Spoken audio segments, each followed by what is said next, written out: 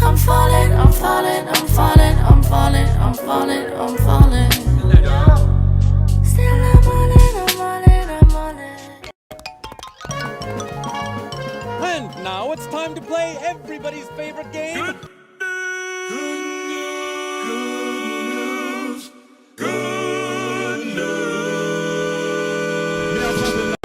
Jesus Christ, we can't wrong.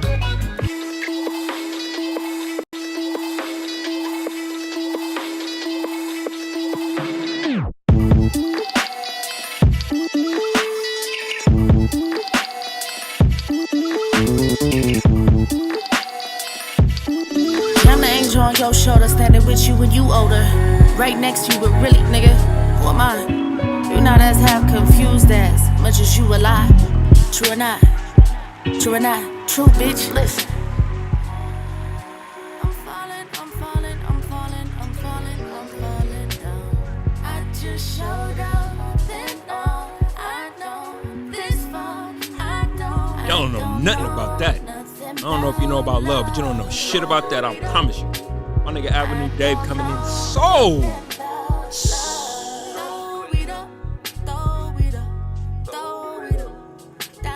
hey. What's goody, what's goody, what's goody, what's goody, what's goody? Good news, travel fast, the fastest growing reaction channel in existence. It is what it is, bitches. It's happening. It's one man and the whole internet at his disposal. I don't write my takes down. I don't write my takes down and then edit it together in some form, you know. It's all my best takes in a row. Turn Dave down for a second.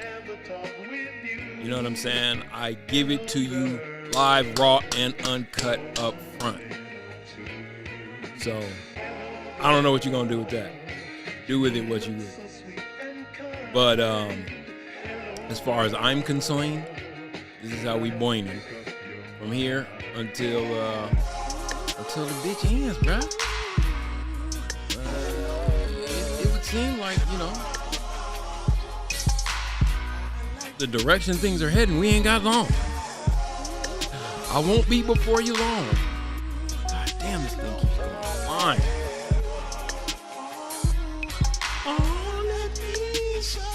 Let me make sure of this. I just want to make sure my stream is staying on. It's starting to piss me off. Hello. How you doing today? It's Friday. Tyson Paul tonight. Ooh. You ready for some boxing? You want to play me in boxing?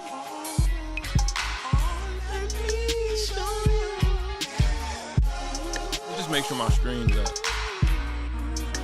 I don't got time to be bullshitting no more. You feel me? To know, hello.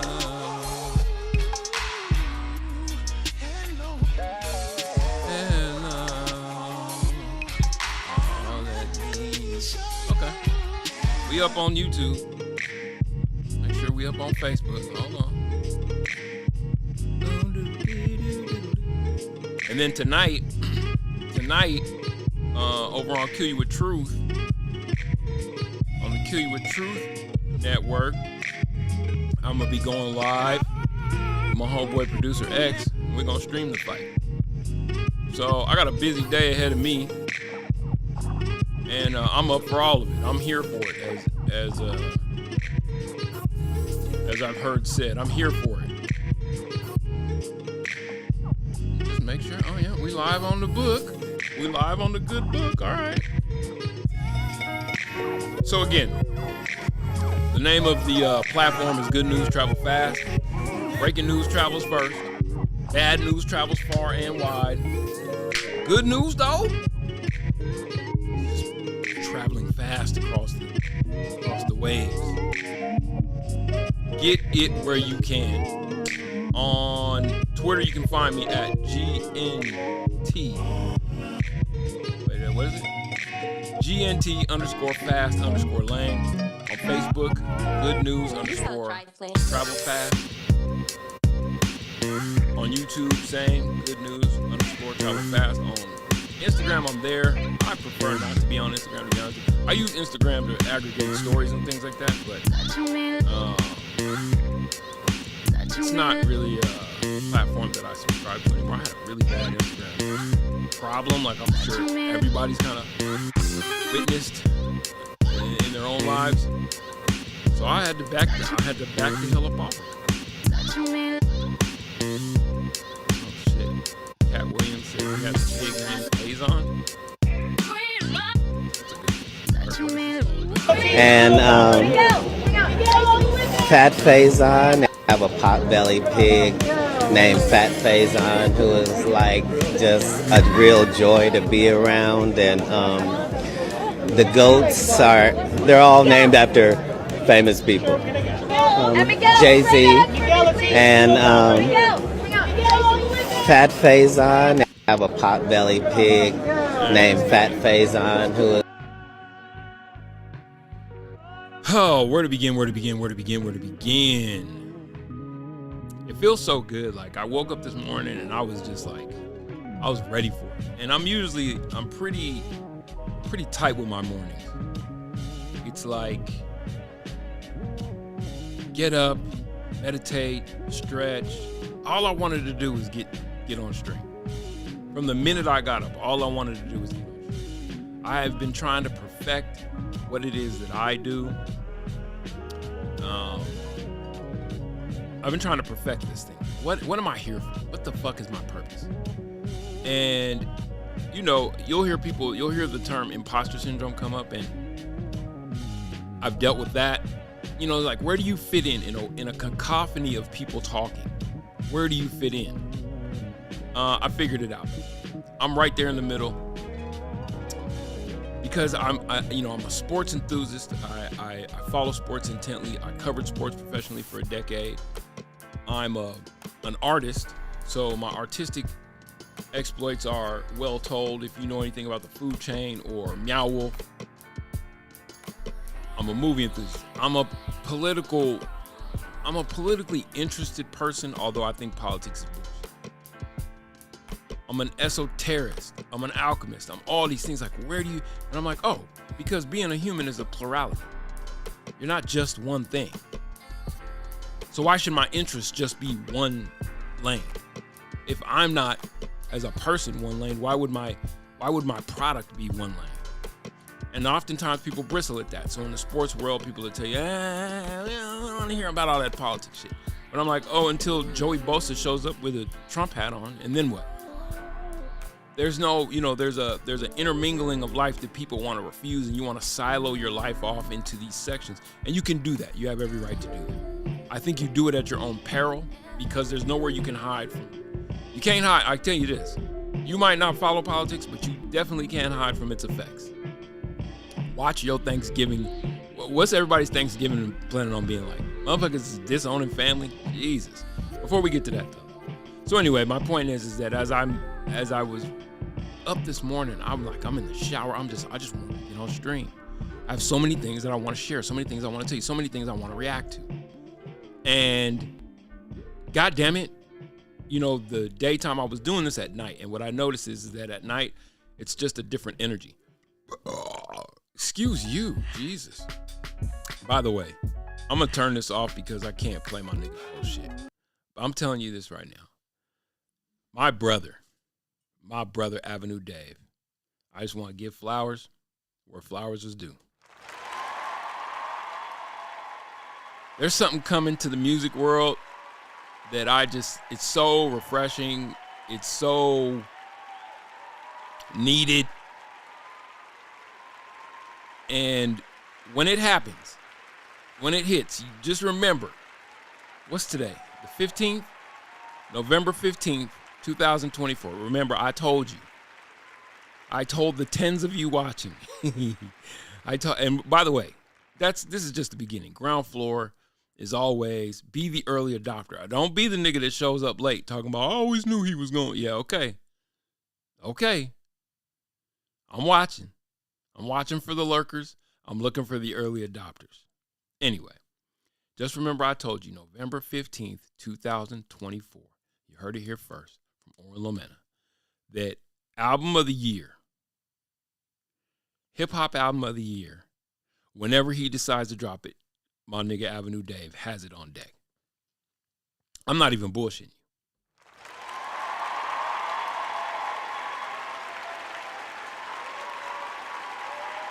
Don't try this at home. I am a paid professional. Again, I do not write my takes. I do not sit with a camera crew of 30,000. It's me, my dog, literally my dog, who gets on my fucking nerves, but I love him. An entire internet. I'm a one-man army. I got nothing but time on my hands. Life has been good to me and afforded me the ability to sit back and watch the world unfold, and oh, what a time it is to be alive. I see that my nigga Daylight is, who, spoiler alert, album of the year that I just told you about. Maybe Daylight will make an appearance. Will embrace what it, like, the ability to control, the ability to know that you can use your words for the better, the ability to know that you have the enough oomph about you to really control the room. It's not a lot of those. He ain't lying. It's not a lot of those at all.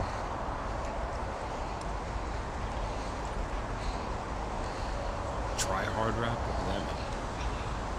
How you know you an MC? Because you It's not a lot of those. raps? Speak to the What I people. can say, oh damn, I dropped my shoe. I love Daylight. You know, if you don't know who Daylight is one of the dopest MCs Oh, these motherfuckers crazy. of all time. Quite literally. One of the dopest MCs. Period. It just stops there. I don't think his album work has been as acclaimed as his battle rap travails. I don't think that it has to be either. I think that we've far too long leaned on the music industry to determine how rap should be best received. And when I say that, what I mean is that commercial success rocketed past hip hop viability or hip hop legitimacy. That's a better way to say it. Commercial success, you know, how many albums did you sell? Which it's all goes hand in hand, but you got to remember, we're talking about a genre that went from niche, it'll never work, it'll never last, to biggest promotional vehicle in the world. Nothing moves product like hip hop, evidenced by the fact that everybody uses every aspect of it in ways that you don't even realize sometimes. It's crept into every section of Western promotional culture. There's literally not a brand that hasn't dabbled in. Okay, there are literally brands that haven't, but it seems like it's permeated the culture. Our culture, hip hop culture, black culture has permeated all of American culture when it's talking about what's exported to the world. It owns sports, everything but hockey. Everything but hockey. And I bet you, if you watch any NHL broadcast, national, so let's say the ones that make them national, I guarantee you when they're going to break or coming back from break, listen to what they're playing. I guarantee you it's hip-hop. Just broke down it went from that'll never work to greatest promotional tool in the world. So I say all that to say that's who Daylight is. There's a lot of things that I wanted to get into today.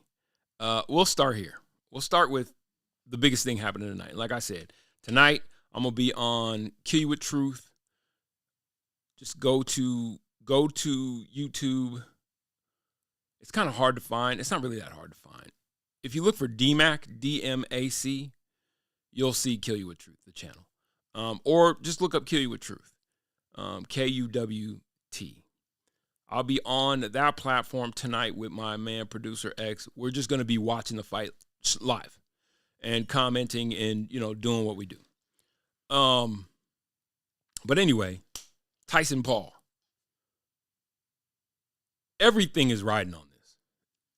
When I say everything is riding on this, I'm talking about for me as a Mike Tyson fan, but more me as a boxing fan.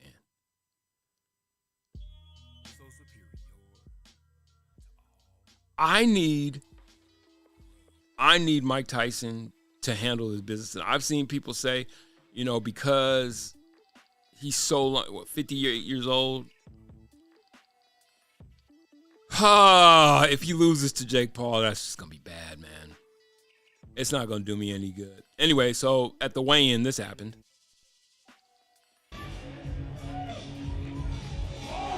Ladies and gentlemen,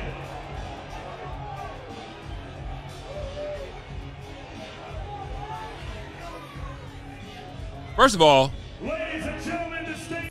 Mike walked out in a banana hammock. So there's that. He walked out in his drawers. So there's that. And Jake Paul was doing some weird, I don't know what that is. He like crawled up to him. Okay, yeah, he crawled. He like dog crawls up to meet him. How much of this do you think is fake? Wow, WWE shit.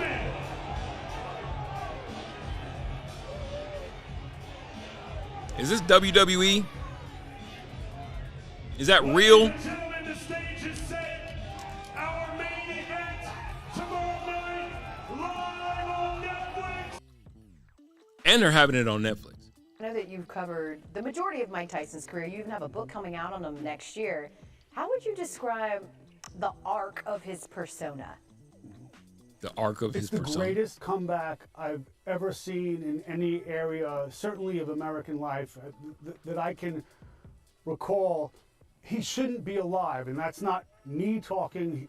It's not hyperbole. He said that many, many, many times. The idea that he's here, that my book opens with a scene I never could have imagined. He's a tennis dad with a golden doodle. And I don't think that anyone thought that was the destination for Mike Tyson. And there's also this movement from him being He's a what? A tennis dad with a golden doodle. Oh, his dog's a golden doodle, and he has a kid that plays tennis. universally despised to being beloved. You know, he's become like the avatar of bro culture. He cuts across all the usual. It's deeper than that. It's deeper than bro culture. Mike Tyson is a philosopher. And I think often underestimated in terms of intellect because of all of the face tattoo, the lisp, he obviously smokes weed on his podcast. His podcast is called Hot Boxing with Tyson. The bombastic, but when you listen to what's being said, watch what he told it. This nigga Mike is wild. This nigga Mike is wild. Watch what he told. Look, I don't know if this was. Yeah, I don't know. I don't know if the slap was real, to be honest with you. I mean, I know it was real, but what I'm wondering is what was he so pissed off about? Wow! Was that what they planned on? It seems like, I don't know. It just seems like if they turn this thing into a WWE spectacle, if Jake Paul is successful in turning Mike Tyson into like a WWE, you know what I mean? Like wrestling participant. I don't know, man. It just does something to the legacy. I didn't even feel it. He's angry. He's an angry little elf. Mike Tyson, I thought that was a cute slap, buddy, but tomorrow you're getting knocked the fuck out. I'm fucking him up, Burial. I'm fucking him up. He hits like a bitch. It's personal now. It's personal now. He must die. It's giving WWE. God, I hope they don't do this to me tonight. Because you know what I feel like would happen in a WWE circumstance? Tyson loses to Jake Paul. It's giving WWE. And that's not going to work for me. I need Mike Tyson to do to Jake Paul what Tommy Hearns did to. Remember when? Hold on, I'm gonna get to what he told a 12-year-old. International trade isn't easy. It takes tons of Shut the fuck up. Look, everybody's on it. see the this in the behind first the take. curtain of your reaction to seeing all that go down live? Well, like the coolest part is I hosted the press conference at Fanatics Fest, and like I saw a different Mike Tyson. Mike wasn't necessarily ramping up at that point. The dude you saw last night was grimy. Like the dude you saw last night was from NY. He was from Brownsville. It was a whole He's always been from Brownsville, and he's always been grimy. different feeling. And like, you don't let somebody fake slap you. Like having a conversation don't? that, hey, yeah, when you come out here, you're gonna slap me and we're gonna build the fight. That's not a thing that happens. And the way that Mike attacked Jake Paul, I believe he means business. I believe this is serious. Like pit bulls bite. Period. You ever walk into a house and you see I have an American Staffordshire Terrier. His name is Escobar. He looks the part. He definitely looks the part. Not all pit bulls bite. I'm just letting you know, Ryan Clark. Not all pit bulls bite. Some of them are huge pussies and would rather lick the competition than bite them. My dog, I swear to God, if somebody broke into the house, they'd be petrified until they realize that all he wants is belly rubs. He's about 110 pounds of muscle. He's an intimidating looking dog. He barks like he's gonna fuck some shit up. He barks like he wants to get to it. But you soon find out like, all you want to do is you want belly rubs. There's been a couple times he's gotten brolic, but he gets like brolic with my brother. He got brolic with my nephew. He got brolic with my cousin Lorraine's dog Red. Fucking waste of space. I love him. I love you, James, but man, you are extremely disappointing. see the dog and everybody's like, nah, he's docile, he don't bite, but you keep looking at him knowing that he got an issue? That's Mike Tyson. And for the first 3 rounds of this fight, even though it's only 8 rounds at 2-minute rounds apiece, Jake Paul better. Okay, so there's the other part. First of all, that third minute is everything. The third minute in boxing is everything. It's like the 5th minute in MMA. You might be good for them first 2. After that first 120 seconds is out though, and you still got 60 seconds left in that ring. Now the first 2 rounds, you know what I mean? They start to add up. 2-minute rounds, 8 2-minute rounds. I'm already feeling like I'm not going to get what I want. Is it just me? Or are we all hopeful that Mike Tyson does to Jake Paul? Let me see. Martin. Tommy Hearns. If it ain't this, if this doesn't happen, I don't know if I really care. If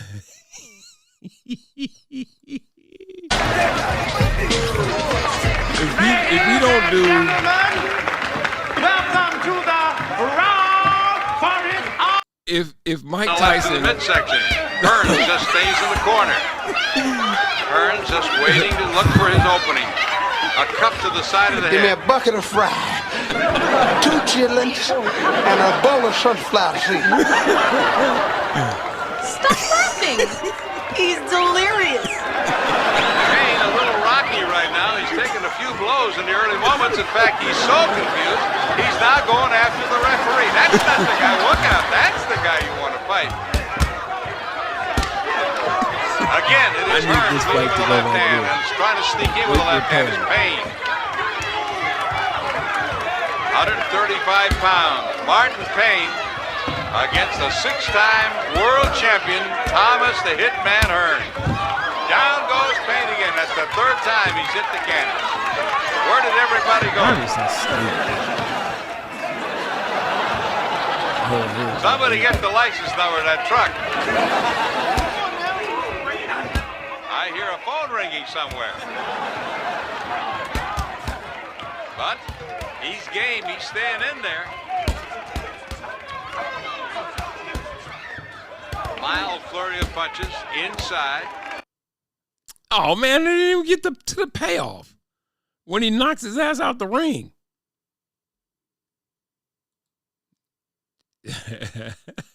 Yes, Martin, I'm sure. I need Jake Paul to. Go to town, man. Is the swelling going down? Yeah, way down. Okay. Yeah, it's because you in business, right? That's why this happened. You riding in limos and stuff. You love me?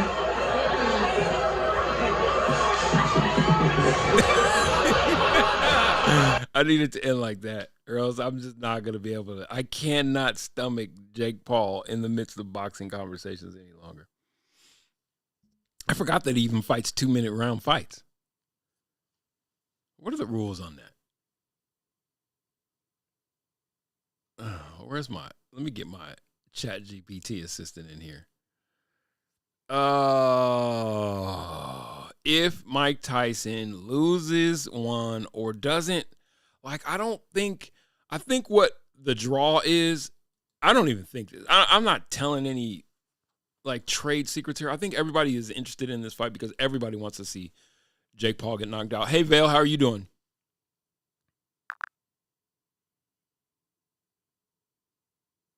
Vale, are you there? I don't know what's wrong with Vale. Vale, answer me.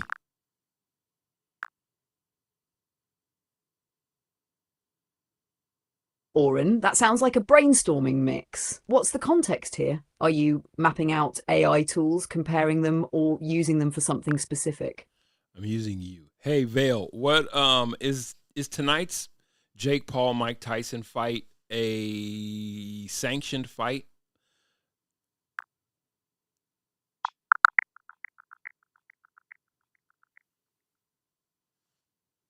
Tonight's fight between Jake Paul and Mike Tyson is fully sanctioned as a professional bout by the Texas Department of Licensing and Regulation. It's not an exhibition match, so the result will count on both fighters' professional records. The fight includes safety adjustments like 2-minute rounds and the use of 14-ounce gloves to accommodate Tyson's age and ensure a safer match, but knockouts are allowed and no headgear will be used. 9. How is it a sanctioned fight if it's only 2-minute rounds? Like, doesn't it have to be a 3-minute round fight for it to count as a non-exhibition? Good question. Professional boxing matches traditionally have 3-minute rounds, but exceptions can be made if sanctioned by the regulatory body overseeing the fight. In this case, the Texas Department of Licensing and Regulation approved the shorter 2-minute rounds to accommodate Mike Tyson's age and fitness level while still maintaining professional standards. The fight is still considered professional because it's fully sanctioned, knockouts are allowed, and the outcome will be officially recorded on both fighters' records 8-9. This flexibility shows that sanctioning bodies can modify rules for unique circumstances while preserving the legitimacy of a bout. I don't know, man. I mean, if Mike Tyson adds to a list of losses,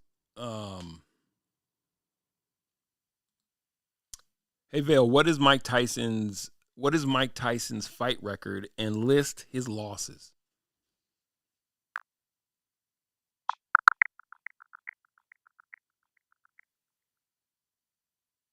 Mike Tyson's professional boxing record is 50 wins, 44 by knockout, 6 losses and 2 no contests. Here are his 6 losses. 1. Buster Douglas, 1990. Tyson was knocked out in the 10th round in a shocking upset. 2. Evander Holyfield, 1996, lost via TKO in the 11th round during a WBA heavyweight title fight. 3. Evander Holyfield, 1997, disqualified in their infamous rematch for biting Holyfield's ear. 4. Lennox Lewis, 2002, lost by KO in the 8th round during a heavyweight title fight. 5. Danny Williams, 2004, knocked out in the 4th round. 6. Kevin McBride, 2005, lost via corner retirement RTD after the 6th round, marking his final fight. Tyson dominated most of his career, particularly in the 1980s, before facing these setbacks later on. I mean, with the exception of those last two losses, Danny Williams, who? With the exception of those last two losses, like, he's had, I mean, arguably almost a flawless heavyweight career, including his losses. Like, there's no shame in losing to Lennox Lewis. I don't think anybody saw the Buster Douglas one coming, but if you saw what Buster did afterwards, that one was still kind of questionable. The two to Evander, Evander will definitely go down. So I'm saying it was almost a blemishless fight record in the ring. If you add a loss to Jake Paul at the end of it, now it's kind of like, fuck, man, you're a cartoon. I cannot have that. I cannot stomach that. I cannot have that. It should not be. It's not something that should happen. Oh, it's got me nervous. I ain't gonna hold you. It's got me nervous. What else is these knuckleheads Run. talking about? Because if at any point he wants to make this look like a real thing, he wants to make this look like he really wants to be in the ring with Mike Tyson. Easily. It's like, I could have you. I feel like that, even right now.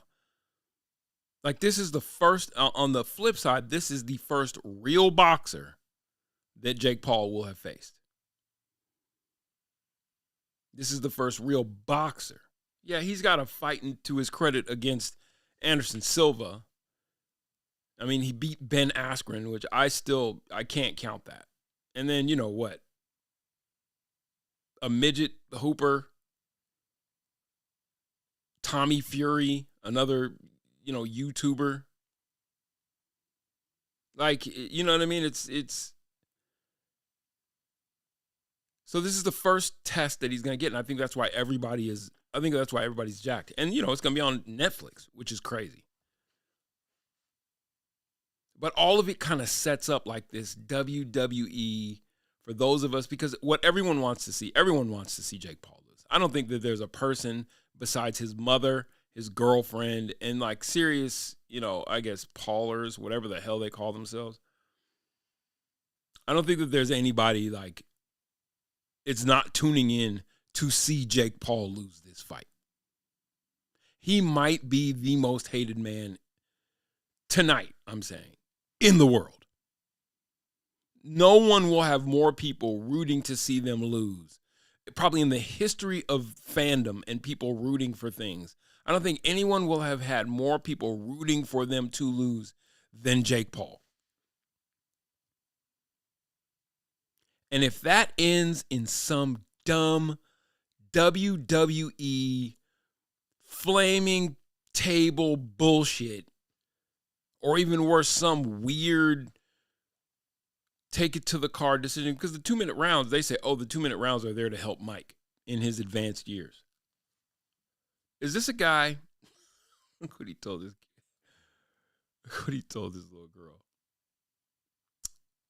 Is this a guy, Mike Tyson, I'm saying, that sounds like, look at this little buddy. Watch. What? What? What? What? What? What? Oh my God, he's so cute. What? What? I remember when my dog was that small. They're always so cute when they're little buddies. And then they grow. And then they get older. Then they get older and seemingly dumber. I'm sorry, buddy. I'm sorry. Oh, we'll get to Vivek. We'll get to... Oh, yeah. InfoWars, too. I got to find this. Mike Tyson told a child.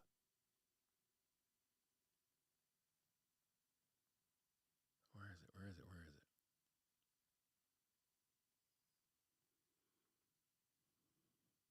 Glass Joe, we can only hope. We can only hope.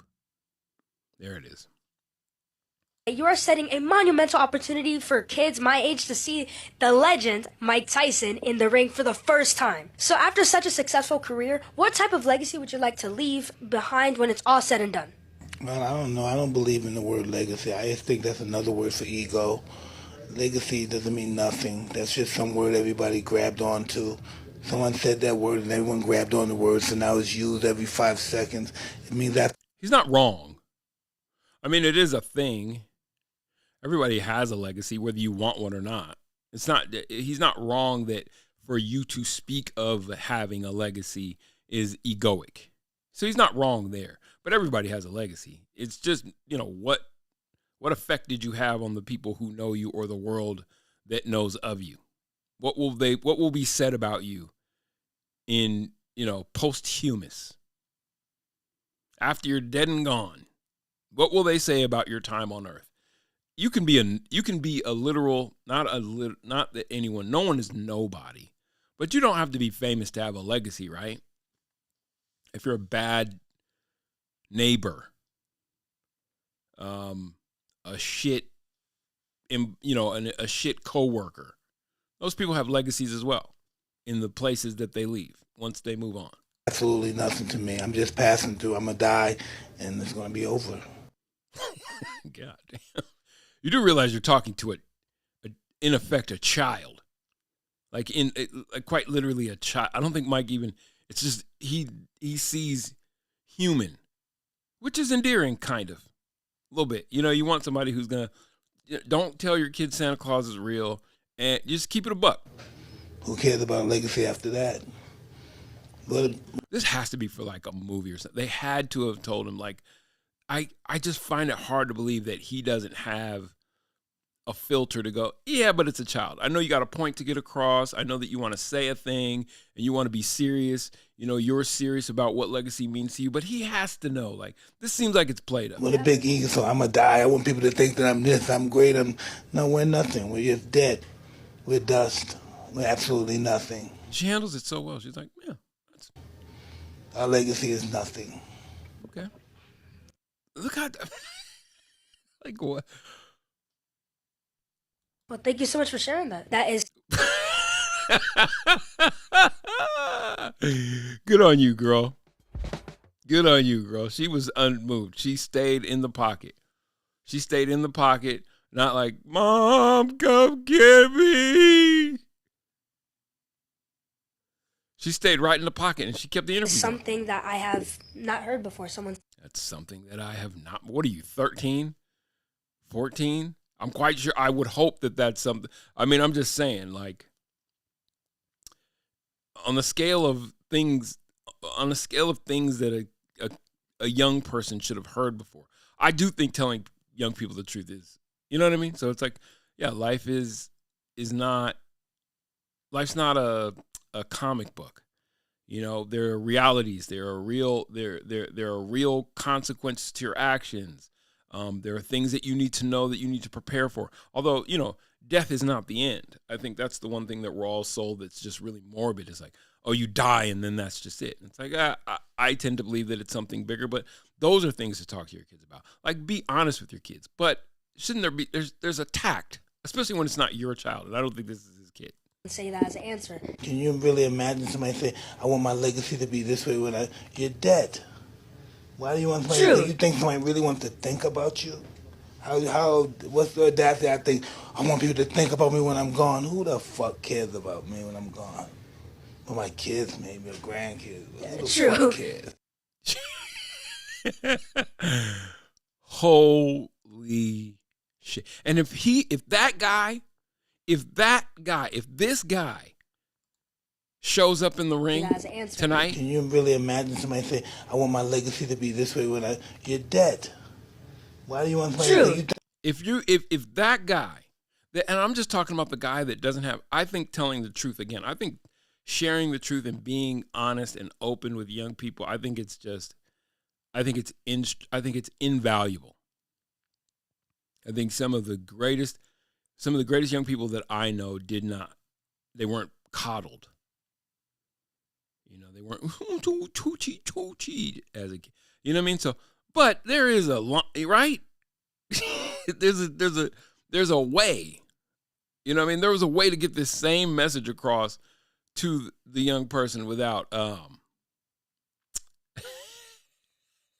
sounding like a psychopath. But if that guy that doesn't have that line, that doesn't know that there was a different way, there might have been a different tact in which to deliver that, which is good on you. Because if this guy shows up tonight, I'm telling you, Jake's going to have a problem on his hands. Because up until this point, Jake Paul has made a boxing career out of fighting has-beens in MMA. MMA has-beens, not boxing, not boxers, and people from his profession of, social media influencer. And Nate Robinson, who is a basketball. Like, he ain't, I guarantee you this. You think Jake Paul will fight Le'Veon Bell? Have you seen Le'Veon Bell fight? Let me not open too many windows. Hold on. By the way, if you use a browser, use Brave browser.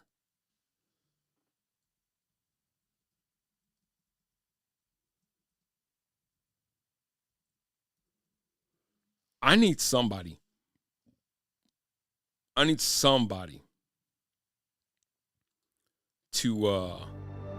do the damn thing where Jake Paul is concerned. Diaz, but I would say all-pro NFL running back turned pro boxer, Le'Veon Bell. Box. Le'Veon does it for real. Le'Veon Bell looking very calm, very dialed into this fight immediately. No, when you've had 350-pound linemen trying to take you down every single time you touch the ball, you're cool. Yeah, JMX looks like a stick to him. Yeah, and the other dude is he's using that jab, and he's that sticking reach. that jab just great as well right now, though. Even Le'Veon Bell right at the end of his reach. I already don't like what I'm seeing, boys. And what I mean by that is Le'Veon loves to duck way down. Way like down. That. Yeah, those are terrible. If JMX can catch him on a counter, that could be dangerous. Now, something you're seeing, too, is this is southpaw versus traditional stance. So you got to get that lead. The difference, what you're seeing is the difference between a boxer and a guy who was like, okay, I'm athletic, I'm an athlete, and I started training boxing, which is fine. Maybe you become good at it. But there are things that a boxer learns that you just watch a boxer move, and it's usually where you're willing to put your head in, where you're going to put your head to get your punches off. And all that ducking way down low is a good way. I mean, he can't get wrapped. Foot on the outside. Like, the guy can't punch him in the back of the head. But that versus to duck way down. That your whole shit's exposed. As soon as he throws that whole punch, everything about him is exposed. And a good boxer like that is gonna exactly. A good boxer is gonna watch that and time it. What I'm seeing, boys. And catch you ducking in with your head down like that, and put you like that, and put you on your pockets. And so, I guess what I'm saying is maybe Le'Veon Bell's not the right guy to fight Jake Paul. It's, because I think everybody thinks it's just throwing punches, but it's not called a science for nothing. So people think that it's just about throwing punches, okay, and looking a certain way when you're standing, not throwing punches. But literally the way you throw punches, if you're a boxer, can get you knocked the fuck out. Literally the way you throw punches. Things that you do, little ticks that you have or tells that you have. And a boxer is trained to figure those things out. So my point is that to this point, Jake Paul has made a boxing career out of 2-minute round fights against other non-boxers. So for him to get in, even if it's a 58-year-old Mike Tyson, you think the 2 minutes is there to save Paul or Tyson? I think the 2 minutes is there to keep Paul upright. Because there's another part of boxing, which is stamina. Now, Mike Tyson is 58 years old, so I think that's a push between the two of them. But in general, you would think that advantage skill-wise, what we're analyzing, seeing in the ring, Tyson. Time, push. Because I know Jake Paul needs it probably just as much as Mike Tyson needs it. If you're not used to going 3-minute rounds, if you train for 2-minute rounds, well, then we already know that there's a stamina issue. If you're not pushing yourself in these boxing matches where you're, legitimizing yourself as a boxer, but he's a promoter. And I said this the last time I was streaming about it. I'll give him that. He's a promoter. And honestly, he's a pretty damn good promoter. But I need Mike to handle his candle. I need Mike to do as close to his big one tonight as possible.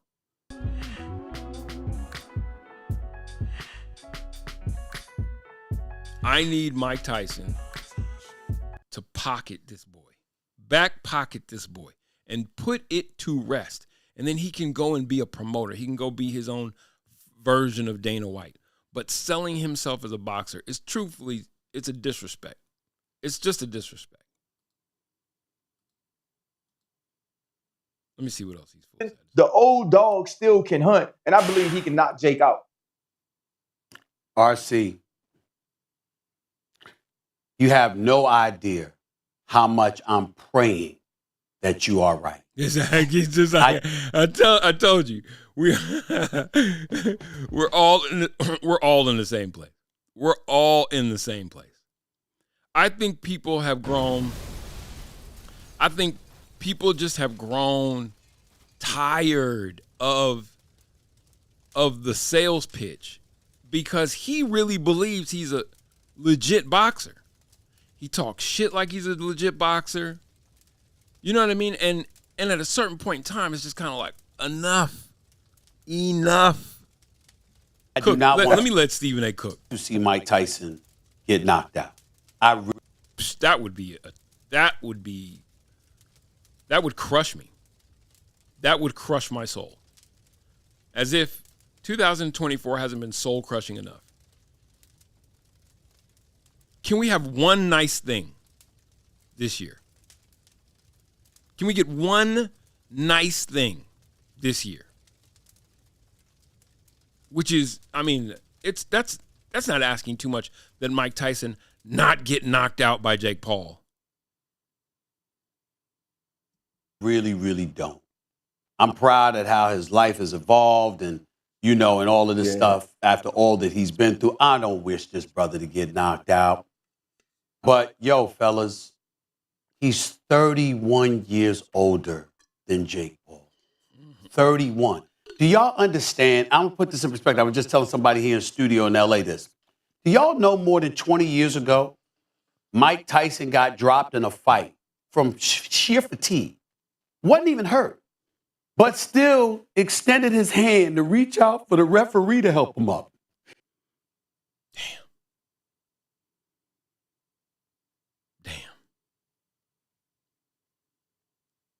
Fuck.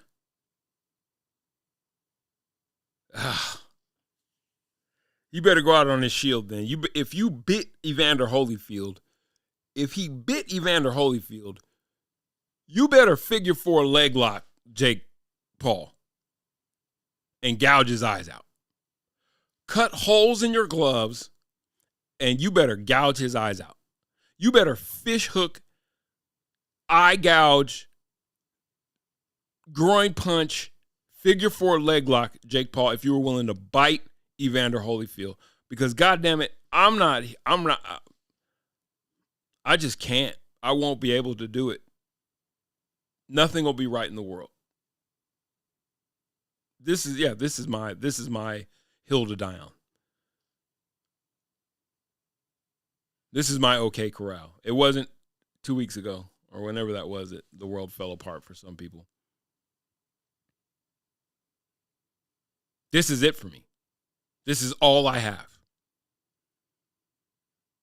All I have is the hope that Mike Tyson doesn't allow himself to be embarrassed tonight by a YouTuber. He actually had a second there where he was looking for the referee to help him up. because he was so tired, you understand, that he could barely get up. That was 20 years ago.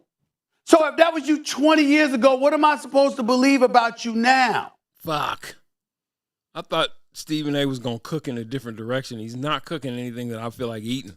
Now, in the case of Jake Paul, I'm conflicted because I know he's obnoxious and he can get on a lot of people's nerves. He's on my nerves. And all of this other stuff. And I get that part. And you got a lot of people that want to see him get knocked out. I'm one of those people.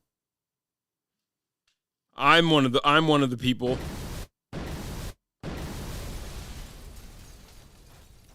I would like to talk to the president. What happened to Molly Quorum, by the way? She must be on vacation a lot. Cam, let me tell you something about Jake Paul, you two, L and RC, that this is where my conflict is. A lot of folks would like to see him get knocked on his ass, no doubt about it. But there's a flip side to this. Because of what promoters have done to the sport of boxing. Boxing is in a shambles, and that's why he's allowed to exist.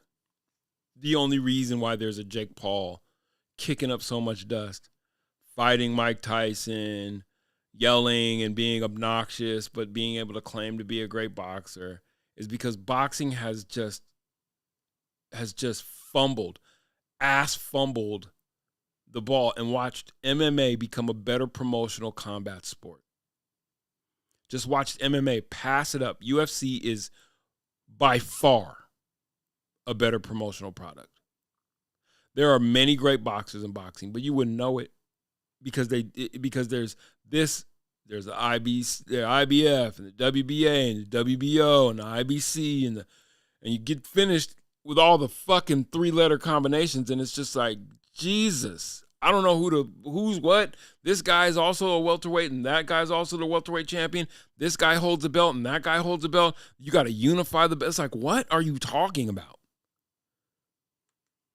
Completely ass fumbled because of greed, crooked promoter, just janky, including the Bob Arums of the world. Just stupid.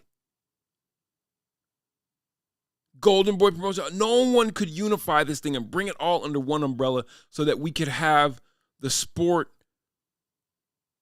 promoted reflective of the sweetness of the science when somebody's really good at it. And in that vacuum, in steps a TikToker with a penchant for running his mouth and never having to have his ass cash the check. Because he can handpick 58-year-old Mike Tyson, 50 or 40-some-odd-year-old Anderson Silva, Fat Ben Askren, Nate Robinson, you know what I'm saying? And then the world looking from the outside in looks and, yeah, boxing's a joke. Denying us the opportunity to see fights when we want to see them. What Jake Paul has done for the sport of boxing in terms of showing you could go out there without a damn promoter, promote the damn fight yourself. You understand what I'm saying? And do your thing. Yeah. That assists potentially in taking the hands of the sport out, taking the sport out of the hands of the promoters. So in that regard, I root for Jake Paul. I truly, truly do. But in the end, he's 31 years younger. I'm sick and tired of him fighting either non-boxers, strikers, basketball players, or boxers with no punch or whatever. I want to see him go up in there against somebody relatively his age that actually box for a living. If he's going to call himself a boxer, this is the closest that he's gotten to it. And I have no doubt if Mike Tyson catches anybody, he could put him out. I just don't know if he will. It's I not think he's just too old. Yeah, it's not even the closest. He did fight Tommy Fury, right? And that was a split draw. Here's my thing. Yeah. RC mentioned, the dog, and if you ever look at a dog, I'm like, is that dog a senior citizen? Because Stephen A is right. Like, I think the only reason maybe this goes a few rounds is because Jake Paul is the promoter, and he wants people to feel like they got their money worth. But that fight you're talking about, Stephen A, was to Kevin McBride in 2005. Yes. And the same thing that I think is going to happen tonight is what happened then. Mike comes out. He's got so much aggression. He's throwing punches. He looks powerful. And then he completely ran out of steam and quit and had to take a TKO. So while you don't want to see a KO tonight, would you be okay with a TKO? Because I think that's what's coming. And either way, Fucking hell. That's not helping at all. Nothing that is being said right now is helping me. The cherry picking non-boxers is and he gets to play this villain. And I do know that he embraces this WWE villain role. But I also know that I don't know anything. I get the sense that in his real life, he really is this detestable human. A vapid, Midwestern, Hollywood, turned Hollywood manufactured happening. Represents, to me personally, he represents everything that foolishness called internet fame has brought to the world. And everything that has come out of it. People willing to do anything to go viral, and then the money starts rolling in. And it has literally degraded society. I'm being serious when I'm saying this. I'm being serious. It has literally degraded society and taken entertainment in this direction that is just kind of like, oh, okay, yeah, sure, anything is entertaining to watch. Thoughtfulness is thrown out in lieu of shock value. Creativity replaced with just devil may care. Let's just see what happens. Because everyone loves a train wreck. And a whole generation of people that were like, I can do that. I can run headfirst into a wall or slap someone that I don't know in public. I can do that. I get paid. Will I get paid? I got to go viral. I can do that. I can, walk into a grocery store and twist the cap off a jug of milk and just guzzle it in front of her. I can do that. So will I get paid? Oh, that's entertaining. And then the gazillions of rubberneckers and slack-jawed idiots that will watch that shit.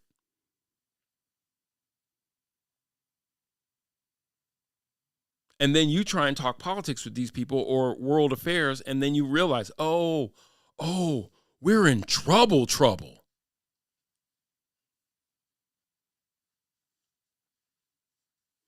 I'm going to do a little... don't do it. I think it's going to be a total freaking train wreck, and it will be one that I will be watching.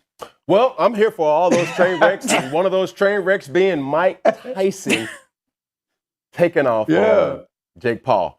What we seen yesterday, it was one of those things that it just clicked. And it was like, oh, that's Mike Tyson. Typically in times, and I don't want to throw any shade to my fellow content creators out there, because once in a lifetime, I used to always say, man, I don't want to make no content. I don't want to do this. Now I'm a YouTuber. Now I'm saying, make sure you like, make sure you share, make sure you comment, but most of all, make sure you subscribe. Yeah. Jake Paul. Like, comment, subscribe. Yeah, for sure. We're all content creators. Like, comment, subscribe. Although my homeboy Nero Knowledge never asked for it. And sometimes if you're good enough, you don't have to ask for it to get it. Paul has done that. Logan Paul has also done that. And he's also evolved as an athlete. But to Stephen A's point, he's always been the person to promote something that he knowingly has the advantage on. I don't know if, even when you're saying what you're saying, Stephen A., was that a focused Mike Tyson 20 years ago, like we were seeing a focused Mike Tyson now? Yeah, but that's still 20 years ago. I mean, you know what I'm saying? Yeah. It's 20 years ago, bro. 58. Right. So, 8 rounds at 2 minutes apiece, 16-minute fight. You got 16 minutes to 16 minutes to not embarrass yourself, let alone to quite possibly not unreconcilably wreck your credibility as a boxer. If the baddest man on the planet, and I get the whole, how his last fight went, I get all of that. At least that was to a boxer. 20 years ago, I mean, Mike was at his worst in those years. That's right around when he got the face tattoo. Like, it was coming off the rails in all manner. Let me see. What year did Mike Tyson get his face tattoo?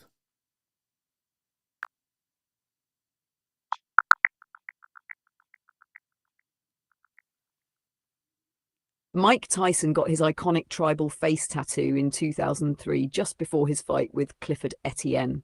The tattoo was designed by Victor Whitmill and represents warrior status, with inspiration drawn from Maori tribal designs. Initially, Tyson had considered a design featuring hearts, but Whitmill convinced him to go for the bold tribal look instead.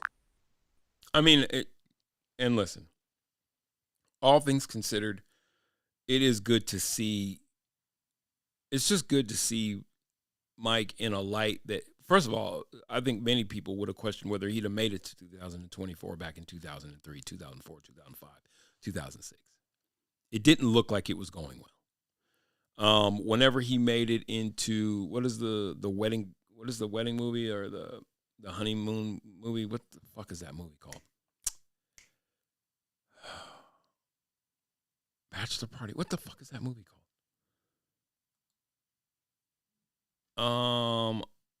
Mike Tyson movie. What the fuck is that movie called? It's not The Wedding Crashers. The Hangover. You know what I mean? It's like, that was kind of the resurrected rise when, like, pulling Mike Tyson, because it was like, oh shit, Mike Tyson's in The Hangover. You know what I mean? And it's like 2009, 2010, started the redemption arc. But everything from the Buster Douglas fight all the way through, so everything from 95 all the way through 2007, 8 was a disaster.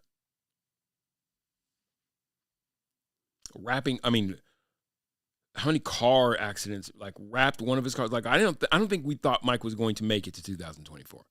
I think if you would have asked someone in 2002, if you'd ask, you think Mike Tyson will be alive in 2010? No, he's not going to make it. So I'm going to go ahead and say 20 years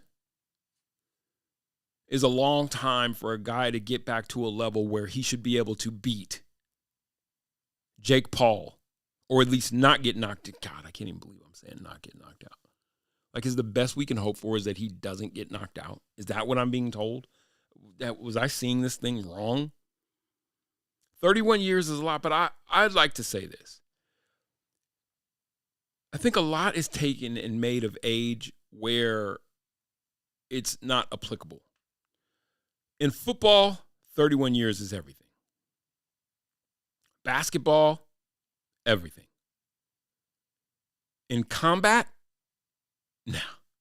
Dense bones, muscle mass, have you perfected your craft or not?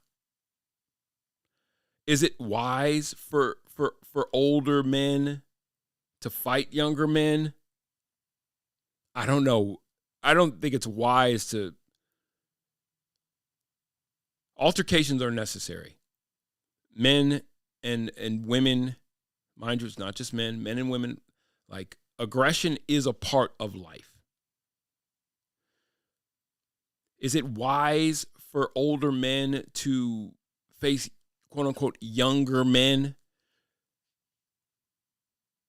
Because, oh yeah, he's older, so you're automatically. Some would say, as long in combat, we're not talking about football where you got to run with these niggas. We're not talking basketball where you got to run and jump and dunk with it, or soccer, or, you know what I mean? This is combat. And combat is a whole nother arena where knowledge, aggression, strength, mobility, those are the things that matter most. We don't know what condition Mike's life was, because if 20 years ago Mike couldn't make it through a fight with a real boxer, but we all know 20 years ago Mike was also completely off the rails. Substance abuse, cocaine abuse, alcohol abuse. All of that's going to play out in a factor in the ring. And you're up against a real boxer. I'm fairly sure that those aren't issues now. I know he smokes weed. I don't think Mike drinks anymore. So now we're just talking about combat. And I think that, yes, is it ill-advised? Would a younger man have the advantage against an older man in combat? I think that you are foolish to think that that's just a rule of thumb. And I would love for young niggas to think that that's how you get your wins. Is it's not. I'm telling you.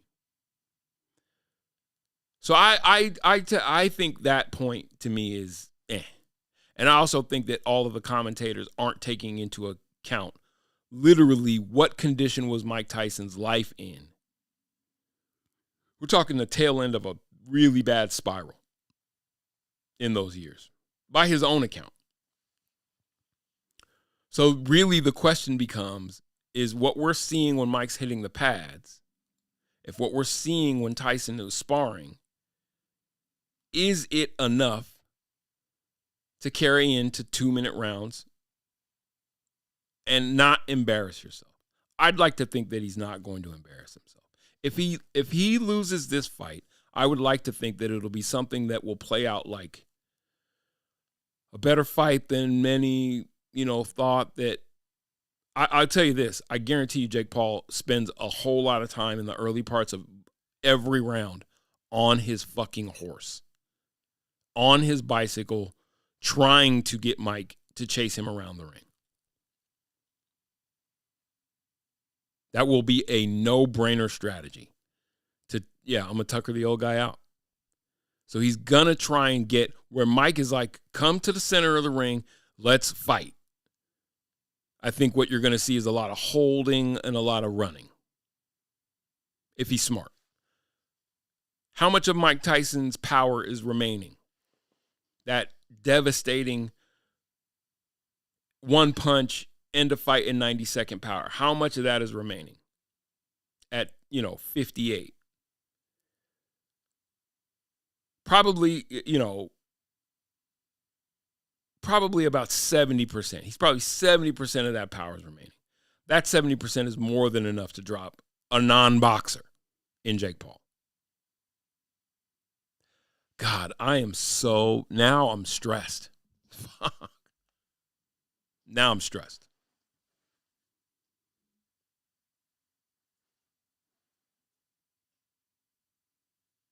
It's a combination of what I desperately need to happen, which is for this thing to come to an end.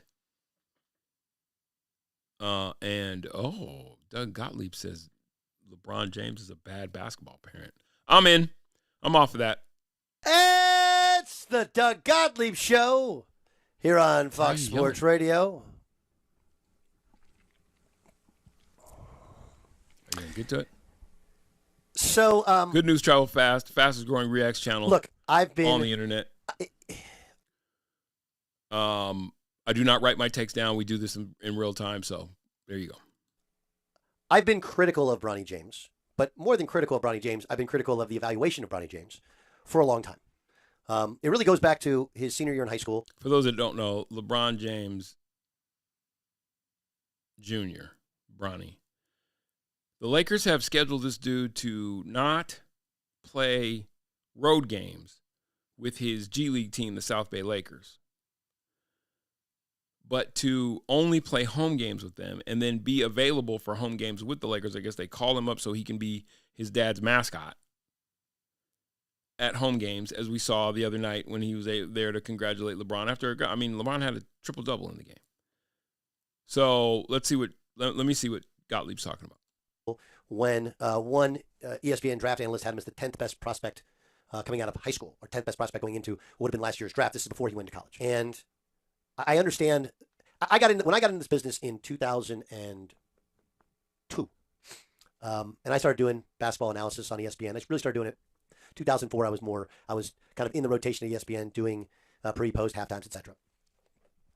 I was seen as, by many people, a hater or very negative.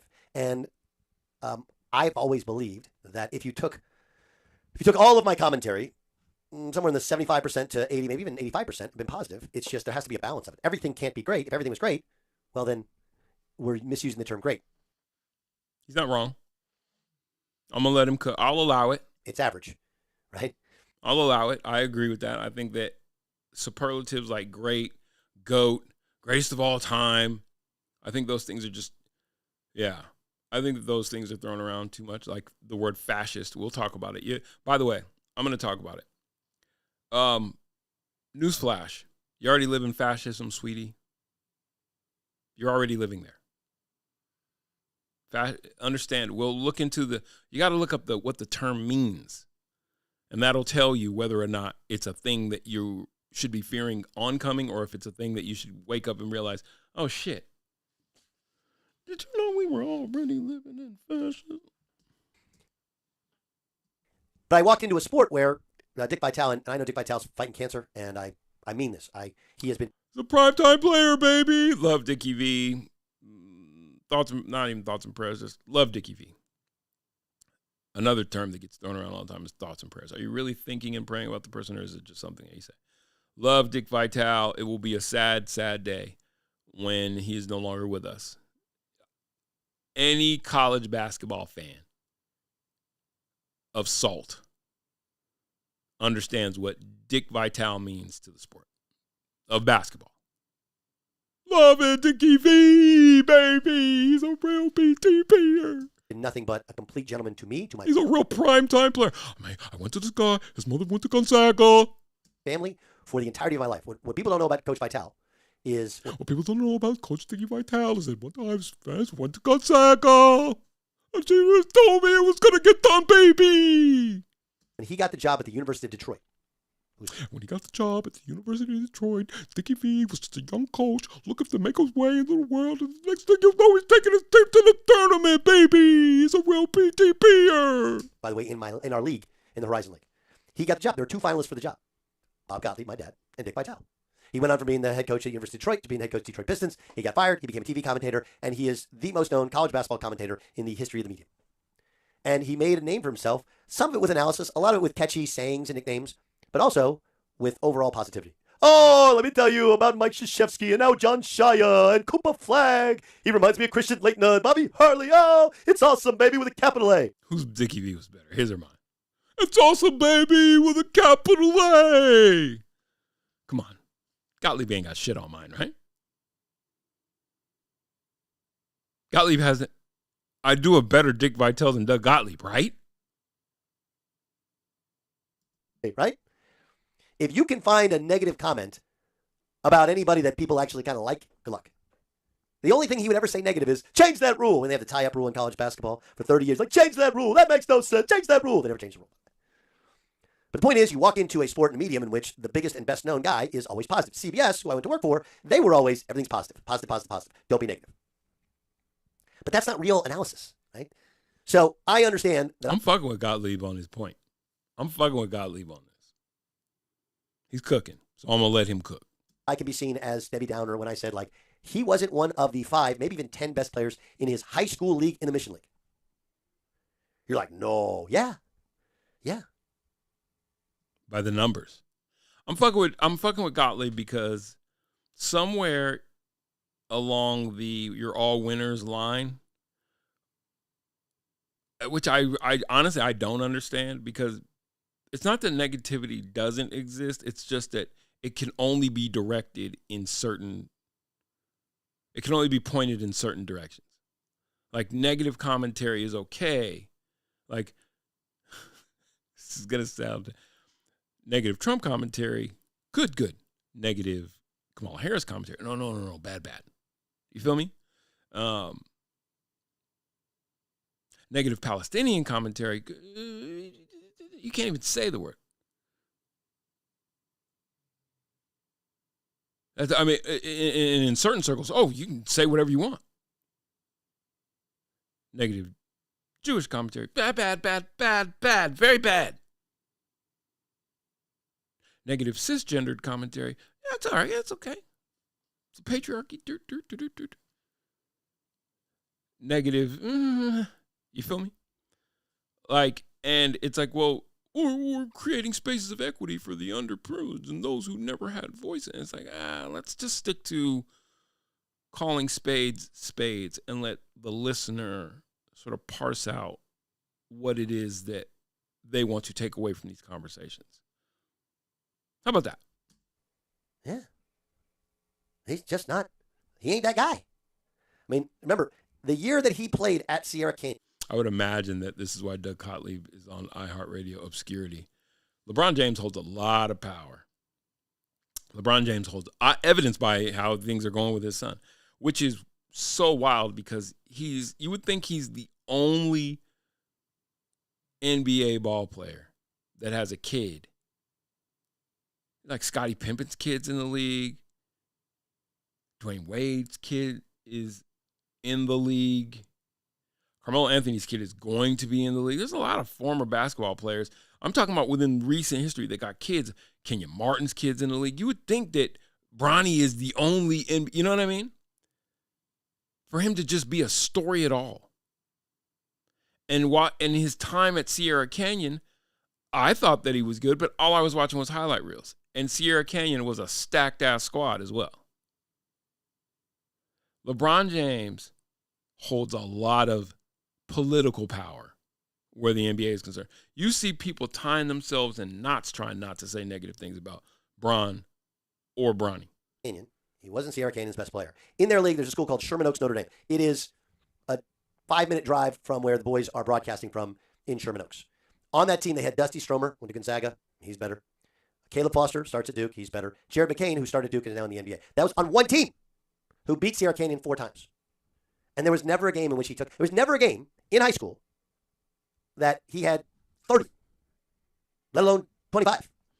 And as a freshman at USC, before the heart issue, I think it was averaging like 4 points a game.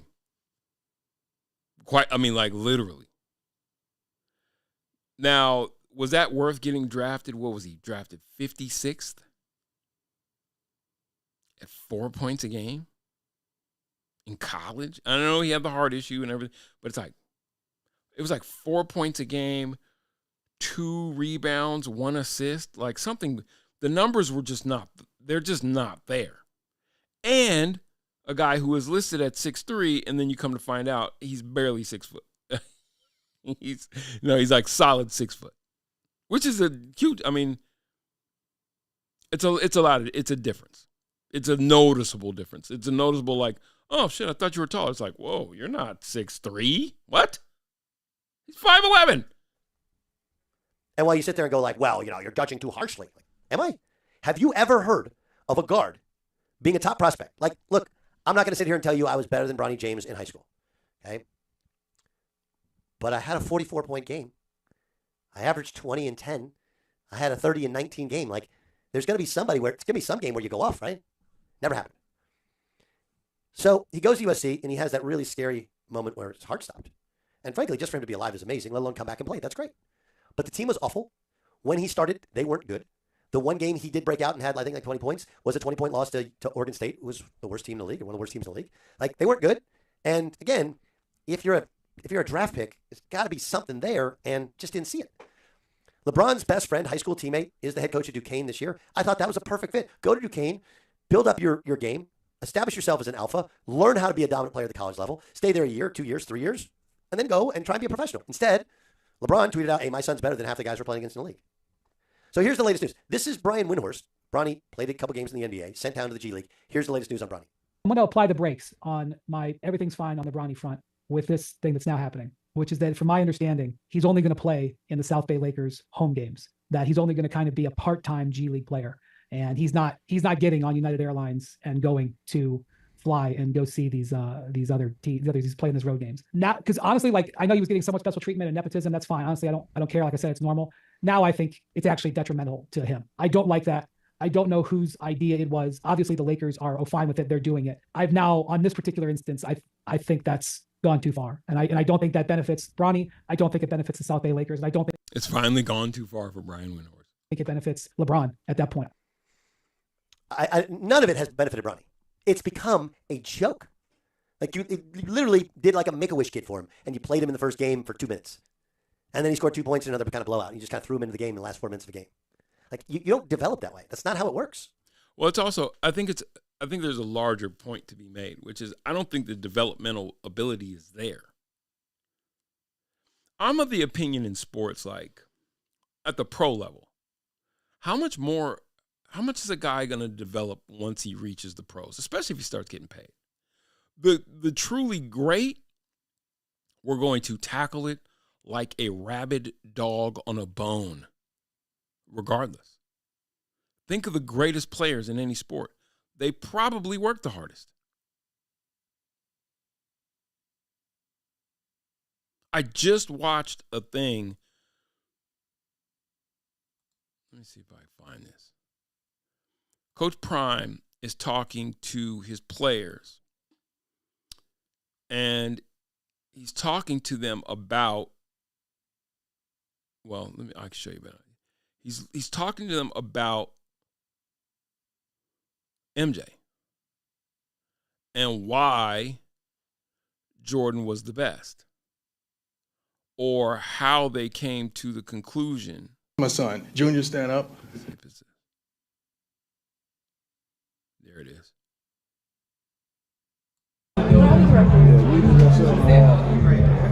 We already talked this morning. Good morning. Morning. Good morning. Oh, great. This will be a great day today. I can feel it in my spirit. I can feel it in my spirit. Hey, now. Okay, I've done this before. Jordan for the win. Got it! And the buzzer. He's done it again. Was fear of failure a motivator? I never feared about my skills, because I put in the work. So if you put forth the work, then what are you fearing? You know what you're capable of doing, what you're not. We're down to 2, now to 1. Here's Jordan. It was all over. The Chicago Bulls have won at the buzzer. During our era, in our time, we never contemplated who was the greatest. That was the greatest. You guys are having this debate, and it's a popularity contest with your generation. Our generation, it was him. It wasn't no debating. It wasn't no nothing. At the end of the game, everybody knew who was going to get the ball. Every athlete's dog, that was him. I don't care who you are. Even me, when he walked in, it was him. Not only because how he performed in the game, but how he performed in practice. Okay.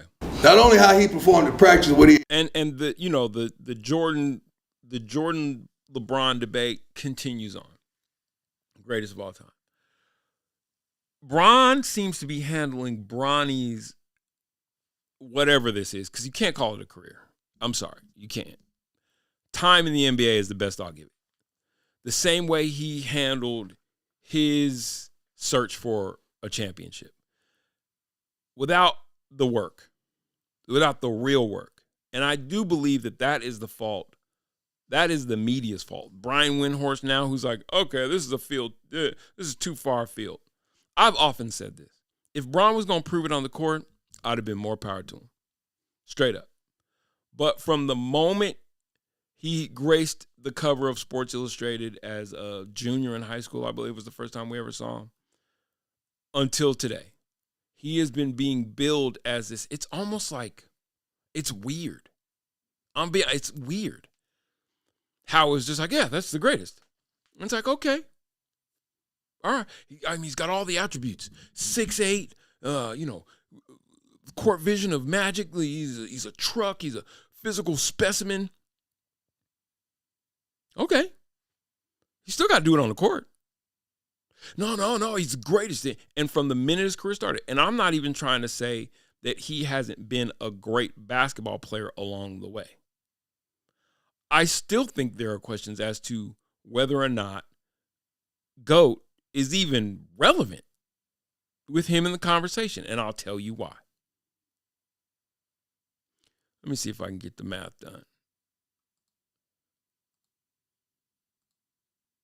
During his greatest run, what did he go to? How many consecutive?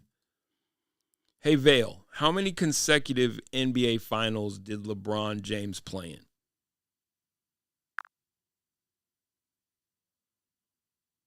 LeBron James played in 8 consecutive NBA finals from 2011 to 2018. He achieved this streak during his time with the Miami Heat 2011-2014 and the Cleveland Cavaliers 2015 to 2018. This remarkable run is one of the longest in NBA history and showcases his dominance in the league over nearly a decade. And to compare with that, okay, so what we're told is that is one of the most impressive runs ever. How many championships did he win over the course of that run? Over his 8 consecutive NBA Finals appearances, LeBron James won 3 championships. He won 2 with the Miami Heat in 2012 and 2013, and 1 with the Cleveland Cavaliers in 2016, famously leading Cleveland back from a 3-1 deficit against the Golden State Warriors in a historic victory. Okay, so now when I usually introduce this part of the conversation, people are like, you're just a hater, and it's like, okay, maybe, I will readily admit that there's not a lot of love there on my end. I'll readily admit that. I think LeBron James' career, in many regard, the fawning over the greatness is manufactured. I do think that. And you're hard-pressed to get me off of that. You're hard-pressed to get me off of that because it's been a campaign since pretty much day one. A campaign for everyone to just acknowledge that this is the greatest. Mike went to 6 NBA finals and came out 6-0. Bron's been to 11 now, and he's 4-7. 2 of those he had to get by teaming up with 2 of the greatest players in the league at that time, in Dwayne Wade and Chris Bosh, after 8 years or so in Cleveland of not getting it done. And then the whole I'm taking my talents to South Beach thing, and then the team up, and then, we're not going to win 1, not 2, not 3, not 4, not 5. Well, you got 2. And then the leaving from that situation and going back to Cleveland. And then and all the time, all I've heard was, well, he hasn't had anybody around him. Look at the teams that he took. Like when he finally won one in Cleveland, you're telling me that now, looking back on that, Kyrie Irving, Kevin Love, like there was a lot of pieces on that team. And we're talking about a Golden State team that left one on the table and had them on the ropes. But, if we're a fifth, we'd all be fucked up. And then the Lakers won. You go to, and you win a bubble championship with the Lakers. Which I don't acknowledge it. You can. It's fine.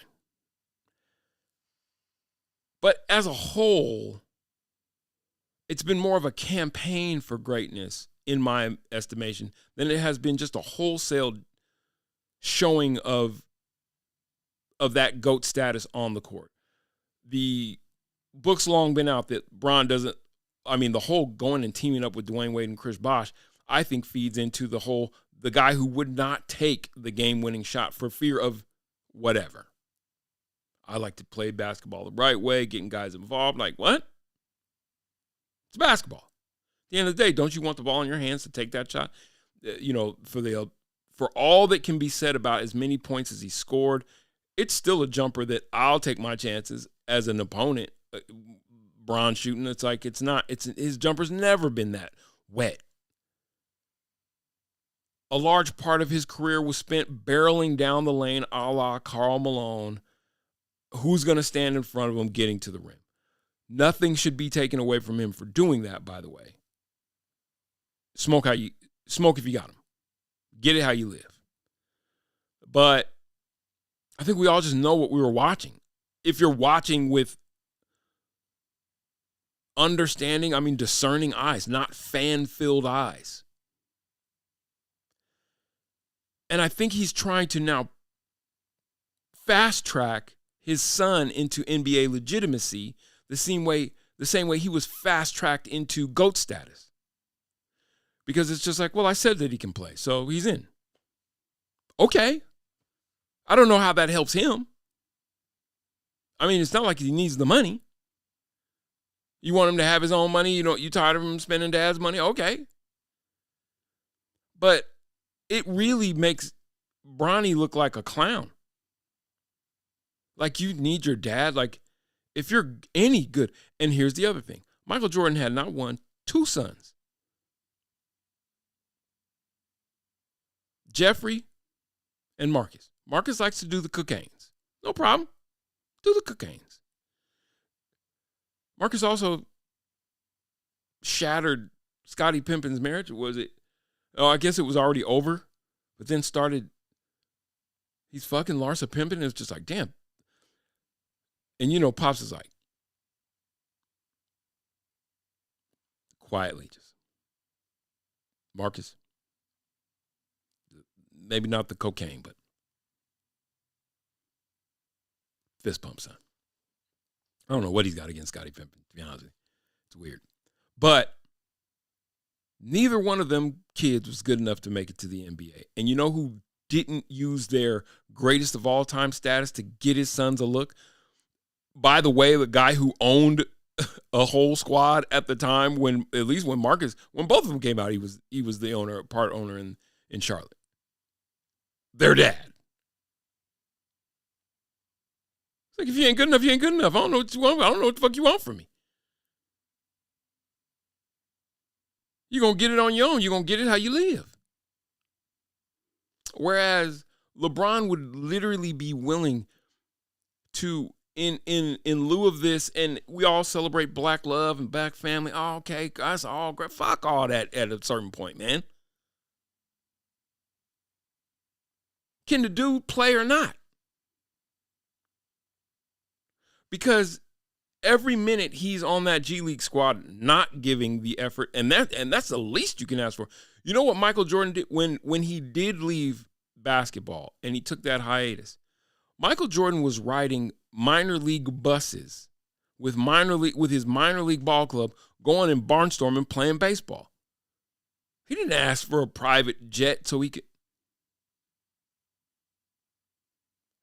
I just think that this is. I'm jumping the shark on Doug Gottlieb's point, and he's burning. But I think that this is instrumental in just showing the mind of the man. I have always respected the businessman that LeBron James has turned out to be, and I will always respect that. And I do respect what he represents in terms of, we haven't heard a lot of trouble coming out of the James camp. He's kept his nose clean. And I think there's something to be said about that. I think there's something to that. There's a character thing there. But then this, like, you'd be willing to mascot your own son? And Bronny, you're okay with that? Like having this pseudo NBA career that's not really, but hey, I get to be around and I was drafted. It's like, I think it's a disrespect to the, and again, there are so many players that would love that spot, that would deserve that spot. Hell, the Lakers, I don't know if y'all looking around. Y'all need to fill that spot with a real player. They're better this year. The Connect kid, Dalton, he's good. Anyway, it's just weird. Like, it's this, by the way, I'm going to try and chop weird out of my lexicon after the left picked it up and started using it to describe political things. Like, he's weird. And it's like, what? Like, what is this, high school? What are y'all doing? you illegitimized yourselves. We'll get to y'all in a second. If I have the energy for it, because I still got to do a stream tonight for the fight. I'm going to get to, first of all, anyway, I did plan a couple of things that I wanted to talk about. You can't only play home games. What, he can't get on a United flight? Why? Why? What are we doing here? You know, and if it's a question of travel, well, LeBron, fire up the G5 and fly him to wherever he's got to go. Make him in practice. But he's only going to play home games? Huh? That doesn't make any sense. There's only like 30 WNBA games ever, I think, right? There's only like 30 G League games anyway. You only get to play half of them? And then there's the, how much do you actually play him? Because you got to develop some of the other young players on the roster. Figure out what else you have.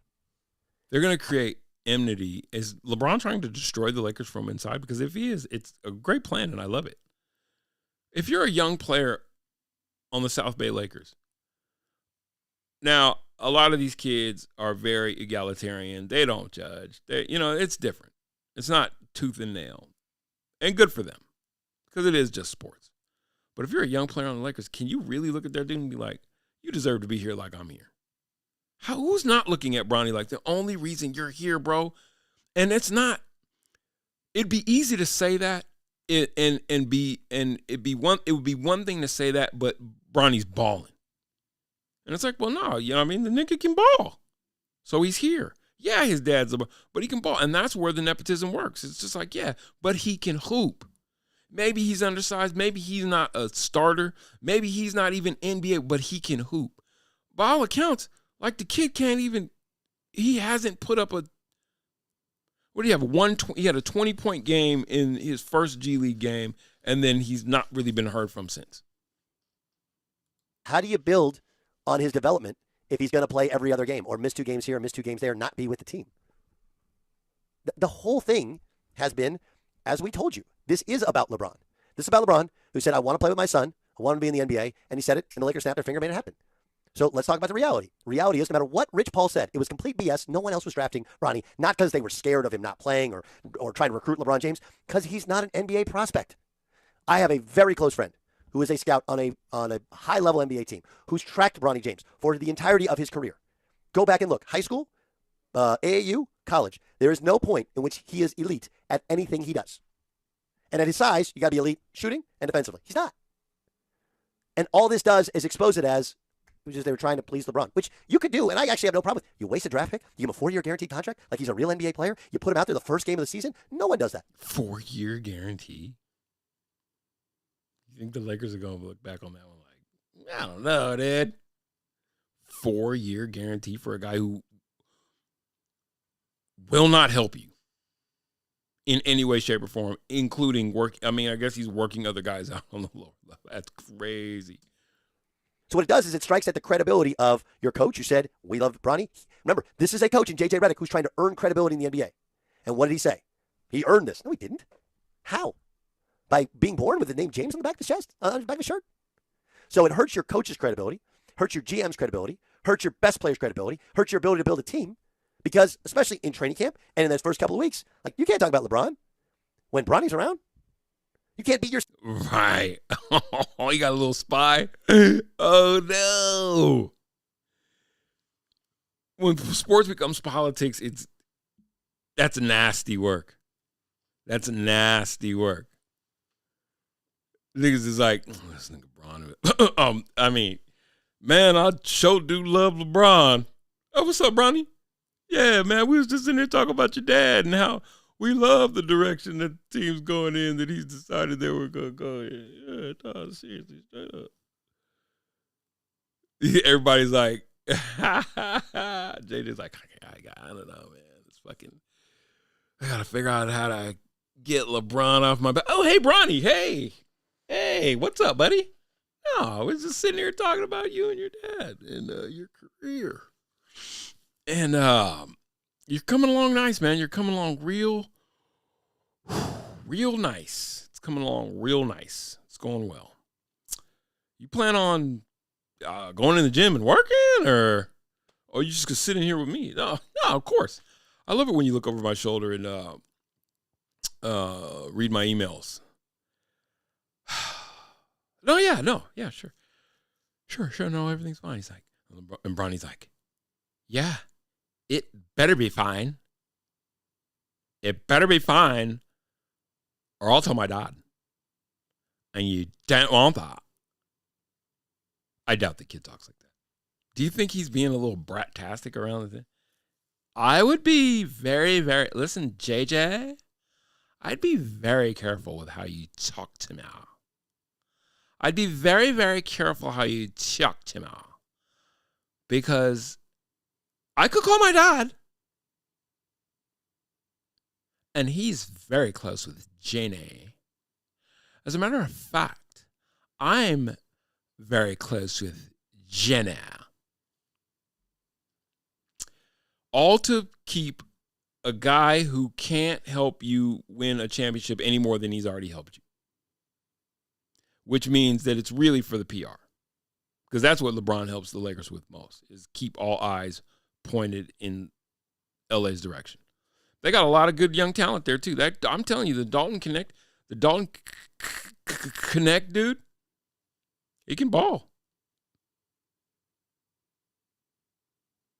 But, you know, you'll never really, I don't think you'll ever see what that team or what JJ's capable of until LeBron's moved on. Right. Excuse me. Yourself. When you're like, there's a kid over here who's the best player's son. And we can't just be ourselves.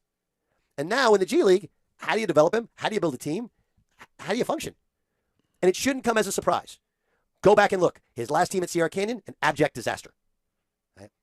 Go and look at USC last year. The team, abject disaster. Essentially, both coaches, and the NFL wasn't fired, but it's not like they fought him over going to SMU. Sierra Canyon changed coaches. Same thing. Like, this toxicity is based upon one guy. And LeBron is a good father, is a good parent, but he's a bad basketball parent because he's making people elevate his kid to a level that his skill is not close to being at. Making is interesting only because you can't make anybody do anything. Stand up to the dude. I don't know. Can LeBron get people blackballed? Ask Delonte West. It didn't go well for Delonte. Holy shit. Now, Delonte had his own set of issues. But by all accounts, for all intent and purpose, it would seem that after allegedly having relations with Bron's mom, allegedly, Delonte found it hard to get work. He found it hard. It was hard for him to get work. And then things went the way that they go when you can't get work.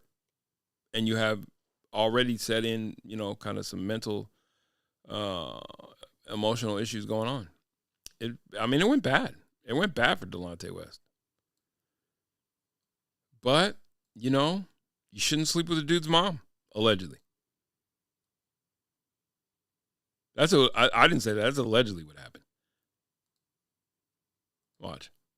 Hey, Vale, was there ever any confirmation to the rumor that Delonte West had sexual relations with LeBron James's mom?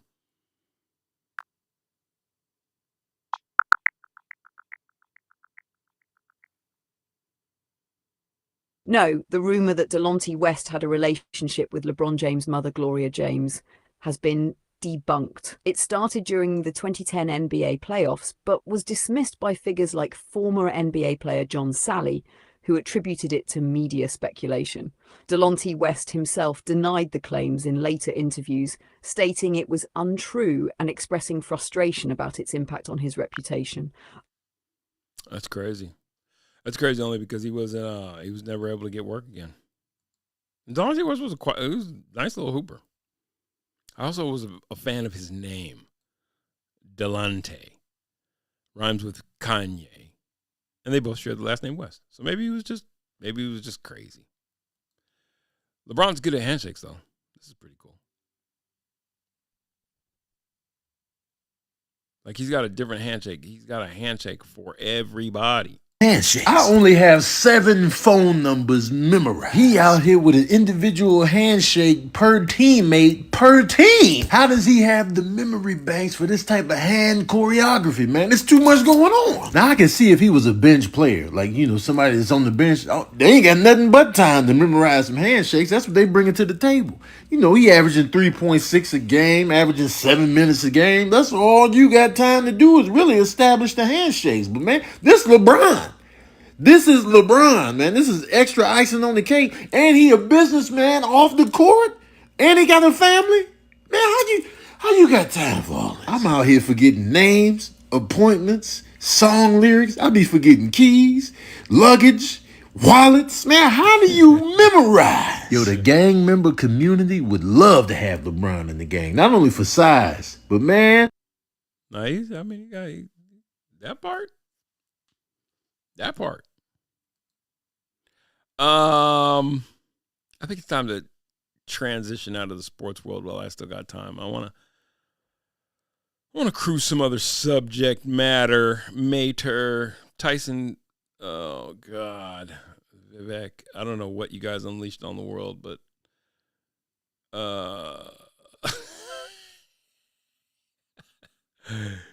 we live in a fucking cartoon, man. We live in a cartoon. What's this? Had a private lunch. We know that today, a week after the election, President Biden and Vice President Harris had a private lunch. How awkward was that? Steve Ducey's I don't even trolling. understand. Why would it be awkward? Because why would it the president be, got squeezed out for her, you, and then she kept him at arm's length, and then she lost, and now she's back. Why would you characterize it as awkward? Because it would be awkward. It's like, oh, hey, Cam. What does he call it, Cam? Hey, girl. Hey, Cam. How you feeling? And she's like, oh, I'm okay, old man. I mean, Joe. I'm okay, Papa. Oh, you're okay? Because, you know, that was a pretty huge... Some people would say the loss you took was an historic loss. And she's like, I mean, yeah, it was bad. But, you know, at least I don't shit myself in the middle of the day. You said that to hurt. At least I remember where I'm at most times. He's like, well, where am I? Wait a minute. Wait, you said that to hurt. I know exactly where I'm at. Where are we, Joe? Where are we at, Papa? He's like, where in the it's a house. I know it's a house. It starts with it's a colored house. It's not black. I can't stand black people. It's the White House. We're at the White House in the cafeteria, and I'm having lunch with you, Cam, and my wife is here. Where's Bo? They have regular lunches. They meet and talk regularly. Why would you? Do they? Because I remember when it was like, hey, how do you, Joe Biden, how's he doing? He's sharp. He's sharp as a tack. I'm with him all the time. He gets it done. He's like, he's got more energy than we know what to do with. There's no stopping him. He's a dynamo. And then he gets on the debate stage and everybody's like,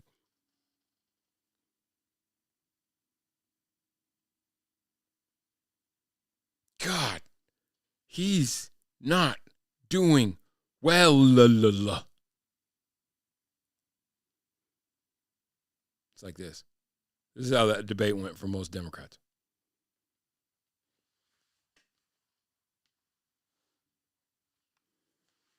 Yeah. That's what happens when you ignore the world telling you.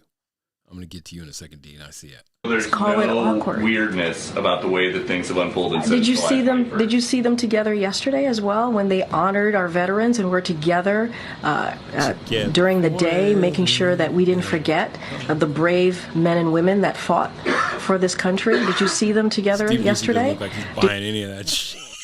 Look at the look on his face while she's talking. Look at the look on Steve Ducey's face while she's like, she's pontificating. The brave men and women that fought for this country. Did you see them together yesterday? Did you see the show of force together? This is look. I'm not even going to take the premise of the question. What I will say is the president and the vice president had lunch today. They've had lunch many times. They have they communicate with each other regularly.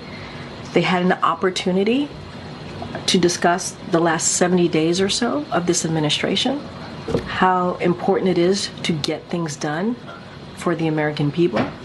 And that's their focus. That is genuinely their focus. Guess, Patsy.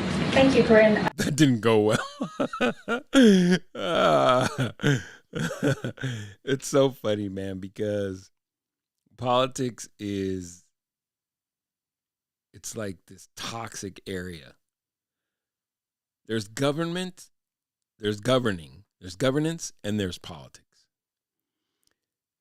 The two are intertwined only because the people who are charged to govern tend to have to play politics in order to get into that. But the two are they're really two different things. They are diverging paths. This is the commercial, and then this is how the donuts are made, for real. Governance is usually carried out by bureaucrats, people who actually pull the wheels and make the wheels go in motion. Politics is played by people who will say, it's Ron Burgundy and the teleprompter. They will say anything. They will say anything. And you poor rubes are left holding the bag. Think of that trick, how they pull it off, purely based on they wouldn't do that. How many times you got to see they would do that before you get it? They would do that, and they did do that, and they're doing it now. And I understand if you're a little cow that wants to believe in it, but grow the fuck up. Just be honest. Look at the thing in front of you. So my homeboy, Dean Obadala, says the Republicans, what did he say? The Republicans who led the Never Trump movement cannot be the leaders of Resistance 2.0. This has to be 100% Democrats. The demise of cable news and the rise of podcasts, etc., help us make this a reality. I love Dean. I think Dean is I got to respond to this in real time. I think Dean is a good dude. But like this revelation, like the rise of podcasts. It's like y'all just got here. Y'all just got here because your girl got her head handed to her. Basically by a podcast movement, I guess you'd say. Because the world of cable and network television is dead. So Steve Ducey dunking on Karine Jean Saint Pierre is funny for when it makes it to Twitter. Nobody saw this happen live. Well, some people saw it happen live. It's funnier on Twitter. Why? It's funnier on a podcast. Why? It's more topical on a podcast. Why? Because that's where everybody is. So if you're caught in the cable news world, I hate to break it to you. Newsflash. I mean, they found out now. You mean to tell me people aren't what? No. Which brings me to fascism. Because let's get a definition. Hey, Vale, give me a definition of fascism.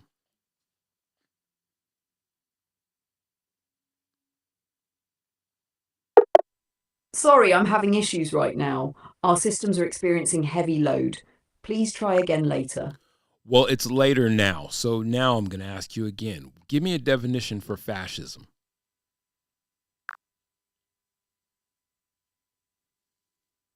Fascism is a far-right authoritarian political ideology that emphasizes strong centralized power, nationalism, and often a dictatorial leader.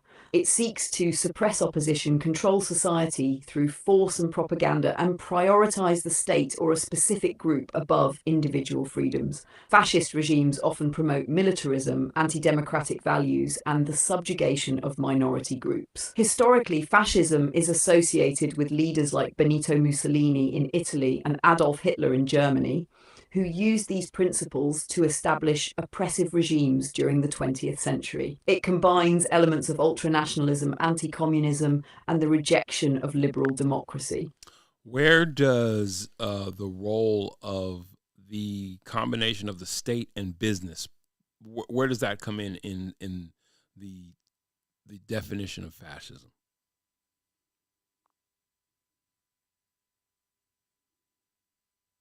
The combination of state and business, often referred to as corporatism or corporatocracy, is central to many definitions of fascism. Fascist regimes historically sought to merge state power with corporate and industrial interests to create a system where businesses worked in harmony with the state to advance national goals.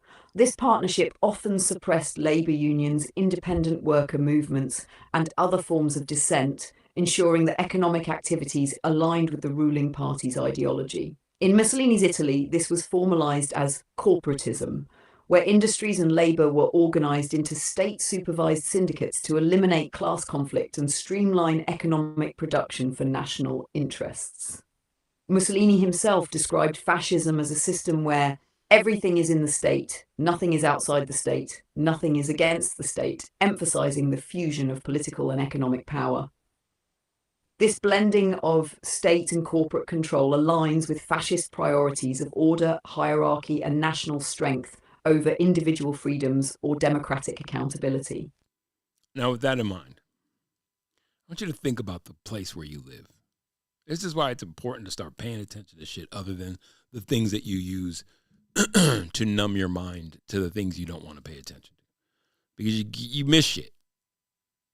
And I'm just here to... Good news is you don't have to worry about whether or not Donald Trump's going to bring fascism into your life. It's already here. Corporatism is the key component to fascism. While they'll say, oh, militarism, and the key component is corporatism, because you don't ever have to fire a shot if you have dictatorial control over the people by virtue of the way that they interact with the private sector. And you're like, well, what do you mean? Think the Food and Drug Administration and everything about everything that goes into our body all the time nowadays. And that's just a place to start. If the people who are charged with the mission of protecting you from putting things past your teeth and gums that are harmful to you, and allowing those things to be either sold, first of all, or labeled something that they're not. Like, you shouldn't be able to label motor oil energy drink. Make sense? You have to label motor oil. Not that there are many motor oil-based energy drinks, but there are a couple.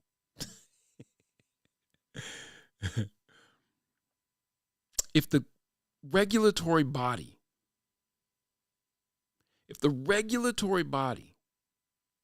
that is supposed to protect you from those things, because you don't farm for yourself, you don't procure your own food, you don't grow and procure your own food, you buy it from places that are supposed to be selling you food that's not poison. If that agency is an abject failure at their job, that'd be one thing. It'd be a bad thing. It's a bad thing for them to be bad at that, right? Because let's thought exercise our way through this. If the Food and Drug Administration is no good at regulating the people who give you food and drug, what do we need you for? If something can be labeled organic that's not, or can package up something and call it food when it's not, Food and Drug Administration, or sell heroin, let's say, as a painkiller. Let's say, if that were to happen, crazy. You'd say, well, how did that get past you? And then you find out that those regulatory bodies have been captured. And the effects that come out of what you put into your body via food and drug numb you beyond the point of even being able to fight back. Trust me, you already live in fascism. And go another step further. Let's go the Fourth Estate, which is not supposed to be a government, like the press is supposed to be, a free operating, fact-finding, fact-disseminating, free of opinion, really, body, so that the people who take in said information can at least make an informed decision for themselves. When people in China watch the news, they know it's propaganda. In the old Soviet Union, people knew that was propaganda. The difference between that and now is people in America, they think they're watching the news when they turn on Fox, CNN, MSNBC. And you're not. And you haven't been for a long time. Hey, Vail, what's the name of the piece of legislation that I believe it was Bill Clinton signed that allowed all of the 240 some odd news agencies to be consolidated under 6 basically major companies? The legislation you're referring to is the Telecommunications Act of 1996. Signed by President Bill Clinton, this law significantly deregulated the telecommunications industry, including casting. One of its key provisions allowed for the relaxation of rules that limited the number of media outlets a company could own, leading to large-scale consolidation of news organizations. As a result, a small number of massive corporations now control much of the media landscape, reducing the diversity of voices in the industry. This consolidation has been a subject of ongoing debate about its impact on media diversity and independence. So think about that. A president, a sitting U.S. president, signed a piece of legislation that basically deregulated the monopolizing of news and information. And you say, well, so? Well, first of all, a diversity of voices, similar to what you have on the internet now. That's why this whole, oh my God, they're doing it on podcasts. See, what ended up happening is this backfired because you won for a time. They won, let's say, they won for a time. You consolidate all the sources. That's how you can have this shit. You ever seen that? Those videos where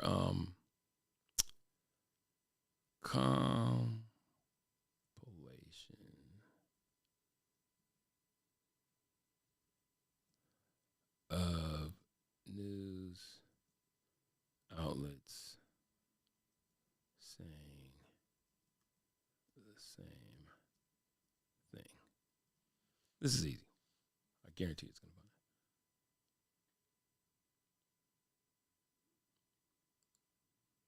Hi, I'm Fox San Antonio's Jessica Headley. And I'm Ryan Wolf. Our greatest responsibility is to serve our Treasure Valley communities, the El Paso, Las Cruces communities, Eastern Iowa communities, Mid-Michigan communities.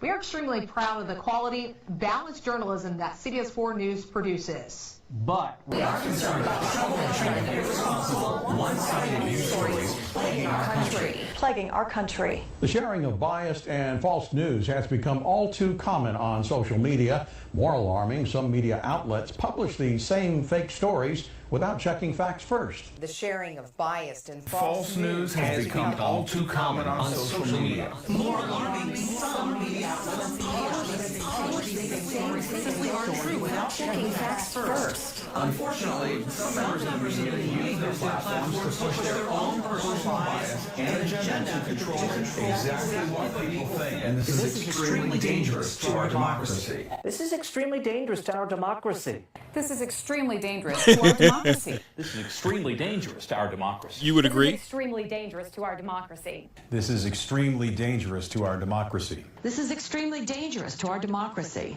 This is extremely dangerous to our democracy. So wait, how's it going to affect our democracy, though? This is extremely dangerous to our democracy. Got it. This is extremely dangerous to our democracy. This is extremely dangerous to our democracy. Look at Fox 28. This is extremely dangerous to our democracy. This is extremely dangerous. Fox 57? I got to turn to channel 57 to watch y'all's Fox channel if I'm wherever the fuck you guys are. Our democracy. This is You could tell he's like, look at that guy. He's either cockeyed or he's just looking straight at the script off camera. This is extremely dangerous to our democracy. This is extremely dangerous to our He's like, this is extreme. Like, this is extremely dangerous. Like, what is it? Are you sure? democracy. I think he's cockeyed. Hold on. I think that's a cockeyed news guy. Is he? Yeah, he's got a bit of a lazy eye here. That's what it is. Because this one's looking straight at the camera. This one is wandering off in its own direction. All right. Democracy. This is extremely dangerous to our democracy. This is extremely dangerous to our democracy. This is extremely dangerous to our democracy. Hi, I'm Fox. So, a president, the leader of the free world. Thank you very much. Thank you very much, Mr. Vice President, Mr. Speaker. The first black president, by the way. Everybody loves Bill Clinton, right? He's a good guy. Members of Congress and ladies and gentlemen, I'd like to begin by thanking the Library of Congress for hosting us here. At my understanding, this may be the only time in American history a piece of legislation has been signed here, and perhaps the first time in 3 decades when one has been signed on Capitol Hill. If that is so, then this is certainly a worthy occasion. Why such pomp and circumstance for such a momentous occasion as the breaking down of the Fourth Estate into a far more easily controlled propaganda machine? Why such a momentous occasion to hold the signing of this devastating piece of legislation at the Library of Congress? I love C-SPAN, by the way. C-SPAN, real news. You know why? Because C-SPAN, it's just there. You form it. Lily Tomlin for reminding us that the internet can be fun. And the students they saw it coming. Calvin Coolidge for reminding us that the internet can do a world of good. I thank the Vice President who fought for this bill for so long on behalf of the American people. And I thank the members of Congress in both parties, starting with the leadership, who believed in the promise and the possibility of telecommunications reform. I thank the vast array of interest groups who had sometimes conflicting concerns about this bill, who were able to work together and work through them so that I wonder what those conflicting concerns were about the Telecommunications Act of 1996. Let's find out. Hey, Vale, what were some of the conflicting views held by people in opposition to the Telecommunications Act of 1996?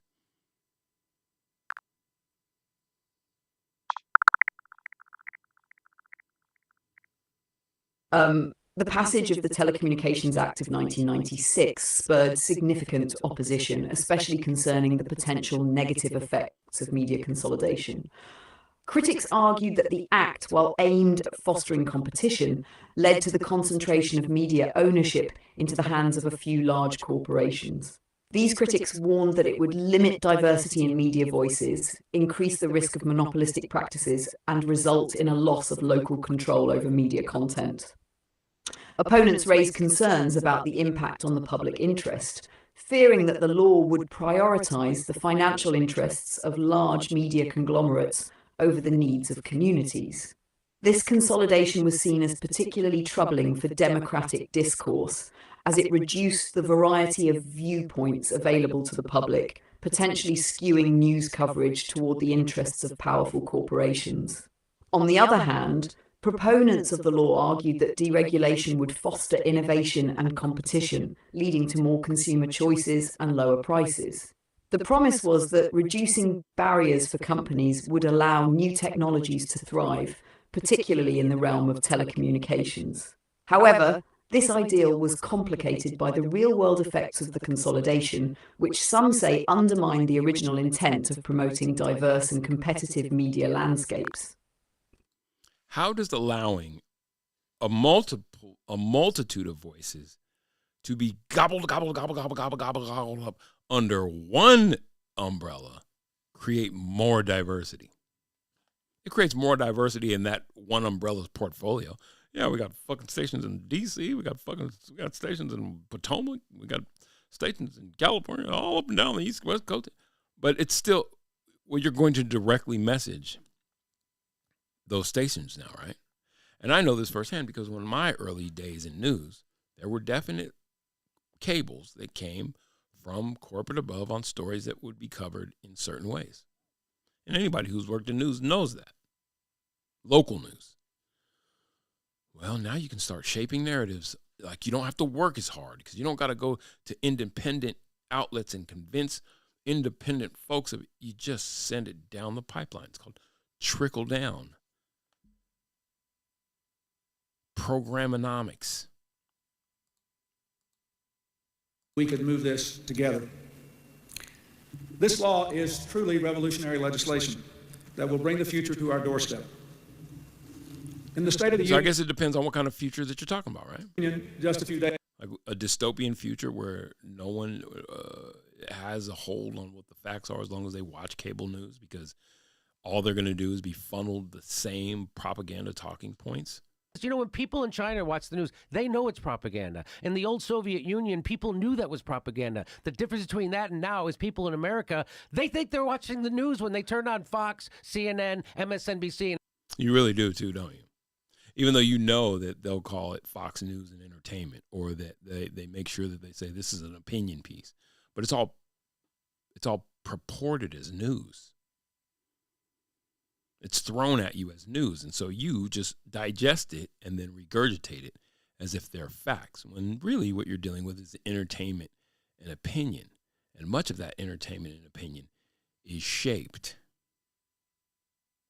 by special interest groups or, I don't know, the government. So now you have an independent private interest, the media, combined with, well, in this case, the state, who opted to introduce a piece of legislation that just molded all of this freedom into one giant fist, double fist, that has been clonking us over the head since 1996 on the cable airwaves, mind you. And this is why, you know, statements like this one by D. Novadala and this shock that, oh my God, people aren't running to the cable box to get their news anymore. People are listening. And then what they'll do is, or what has been done is, everything on the internet is just unfounded. Unless it's well researched. Then what do you do? Then what is it? Misinformation? Continuing. Days ago, I asked the Congress to pass this law, and they did with remarkable speed and dispatch. He asked them to pass it, and then they passed it with remarkable speed and dispatch. That's what a president has the right to do. So the president, the government, the state, had a specific thing that they wanted passed, and where private industry is concerned. Remember my premise. Don't worry, sweetie. You've been living in fascism for a while. Don't worry. See, because what you expect is Gestapo boots and, you know, goose stepping. The only time they have to do that is when the programming completely breaks. When you stick your head up out of the matrix and you completely are off the reservation. They're like, okay, I guess now we gotta ruffle some feathers. Don't worry, sweetie. You've been in it for a while, is all I'm telling you. Remember, corporatism. Big business is inspired by and oftentimes led by, sometimes even owned by the state. And it devours the business world. And now what looks like a private entity is really just a corporate, it's just a different face of a political arm. It looks like a private entity, but it operates like, and I'll show you. I'll show you better than I can tell you, but let me let him finish. Even the years that were spent working on it were a relatively short time, given the tradition of congressional decision-making over major matters. This historic legislation, in my way of thinking, really embodies what we ought to be about as a country and what we ought to be about in this city. Freedom? It clearly enables the age of possibility in America to expand, to include more Americans. It will create many, many high-wage jobs. It will provide for more information and more entertainment. I'm listening. Virtually every American home. It embodies cable. more entertainment and information in every home. They were not talking about it at the time. This was a strict war against the freedom of information. These are our best values by supporting the kind of market reforms that the Vice President mentioned, as well as the V-chip. And it brings us together, and it was passed by people coming together. This bill is an indication of what can be done when Republicans and Democrats work together in a spirit of genuine cooperation to advance the public interest and bring us to a brighter future. It is fitting that we mark this moment here in the Library of Congress. It is Thomas Jefferson's building. Most of you know President Jefferson deeded his books to our young nation after our first library was burned to the ground in the War of 1812. The volumes that lined these walls grew out of Jefferson's legacy.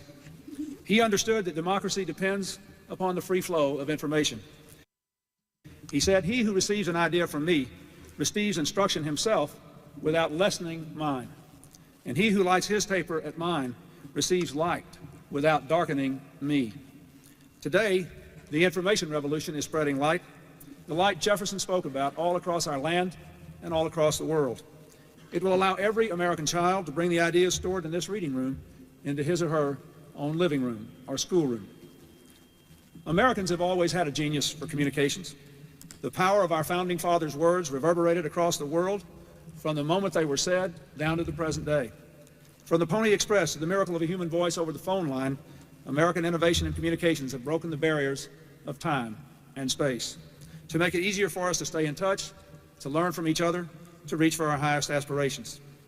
Today, our world is being remade, yet again, by an information revolution. Internet. Changing the way we work, the way we live, the way we relate to each other. Already, the revolution is so profound that it is changing the dominant economic model of the age. And already, thanks to the scientific and entrepreneurial genius of American workers in this country, it has created vast, vast opportunities for us to grow and learn and enrich ourselves in body and in spirit. But this revolution has been held back by outdated laws, designed for a time when there was one phone company, 3 TV networks, no such thing as a personal computer. Today, with the stroke of a pen, our laws will catch up with our future. We will help to create an open marketplace where competition and innovation can move as quick as light. An industry that is already 1/6 of our entire economy will thrive. It will create opportunity. Damn. Telecommunications is 1/6 of the American economy. So the dissemination of information is 1/6 of the American economy. So you could also rephrase that and say propaganda or misinformation is 1/6 of the United States economy. That's like a thing that is not a widget or a foodstuff is 1/6 of the U.S. economy. Many more high-wage jobs and better lives for all Americans. Soon, working parents Information will be able to check up on their children in class via computer. Families heading off on vacation trips will be able to program the fastest route in their car computers. Thanks. Damn, 1996 sounds like it feels like the dark ages. To the work the Department of Transportation is now doing. On a rainy Saturday night, you'll be able to order up every movie ever produced or every symphony ever created in a minute's time. This is back in 96 before they were projecting out what the effect of the internet would be or knew. For those of us who like to watch too many movies and listen to too much music in a single sitting, that may be a mixed blessing. This law also recognizes that with freedom comes responsibility. Oh, great. With great power comes great responsibility. The Spider-Man line. Truly competitive market requires rules. This bill protects consumers against monopolies. It guarantees that... But it didn't. That's what's crazy. He said this law protects consumers against monopolies. But after the law, let's see, what are the 6 major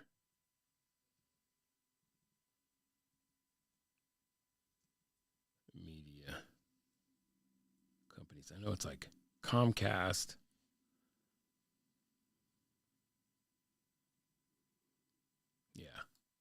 Comcast, Disney, News Corp, Viacom, Sony, Time Warner. between these 6,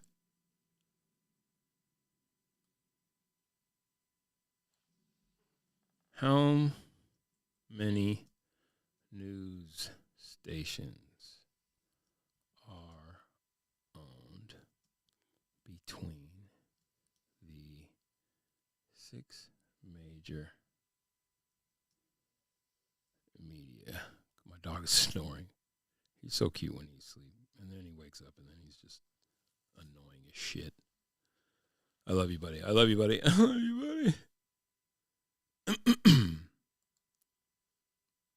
Hearst Communications, not explicitly stated, but according to one snip, Hearst owns 197 television stations across the U.S. Disney owns A&E Networks, ESPN. Oh, with Hearst. So Disney, in essence, owns 197 television stations. All right? News Corp owns 120 newspapers. 120 newspapers, all owned by one corporation. Cox Media Group owns 14 broadcast television stations, 59 radio stations, several newspapers. Viacom, CBS Paramount, not explicitly stated, but part of the snippet mentions Hearst owners. Okay, so they own and host. So Hearst and so Viacom and Disney combined own 197. Does this sound non-monopolistic? Comcast explicitly mentioned in the U.S. media market, but the number of news stations specifically is not quantified. So let's just say it's a bunch. Oh, my God, this place. But he, according to the Great Emancipator, the bill that he had rushed to be signed. Oh, did I get rid of it? Okay.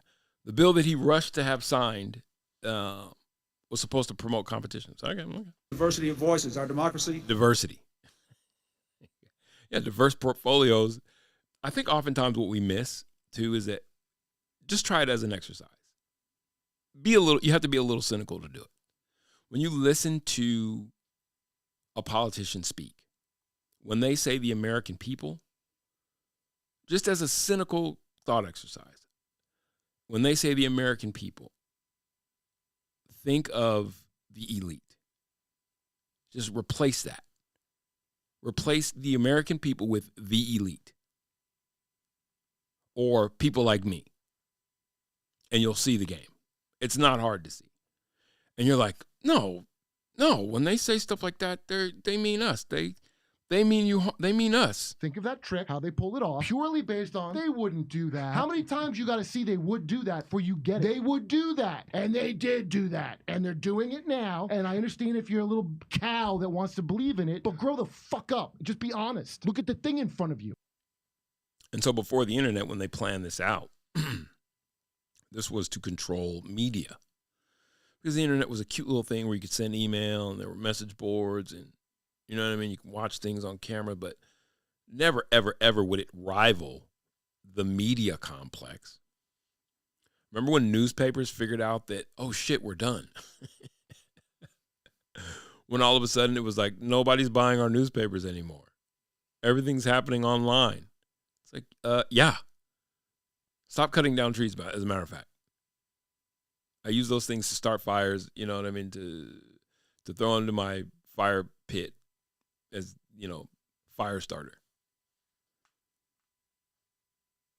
And they didn't see it coming. And then the next thing you know, they were dinosaurs. And then they tried to export their model onto the web. But it's like, well, we don't need y'all no more. And so then they started just saying everything that they don't say is misinformation.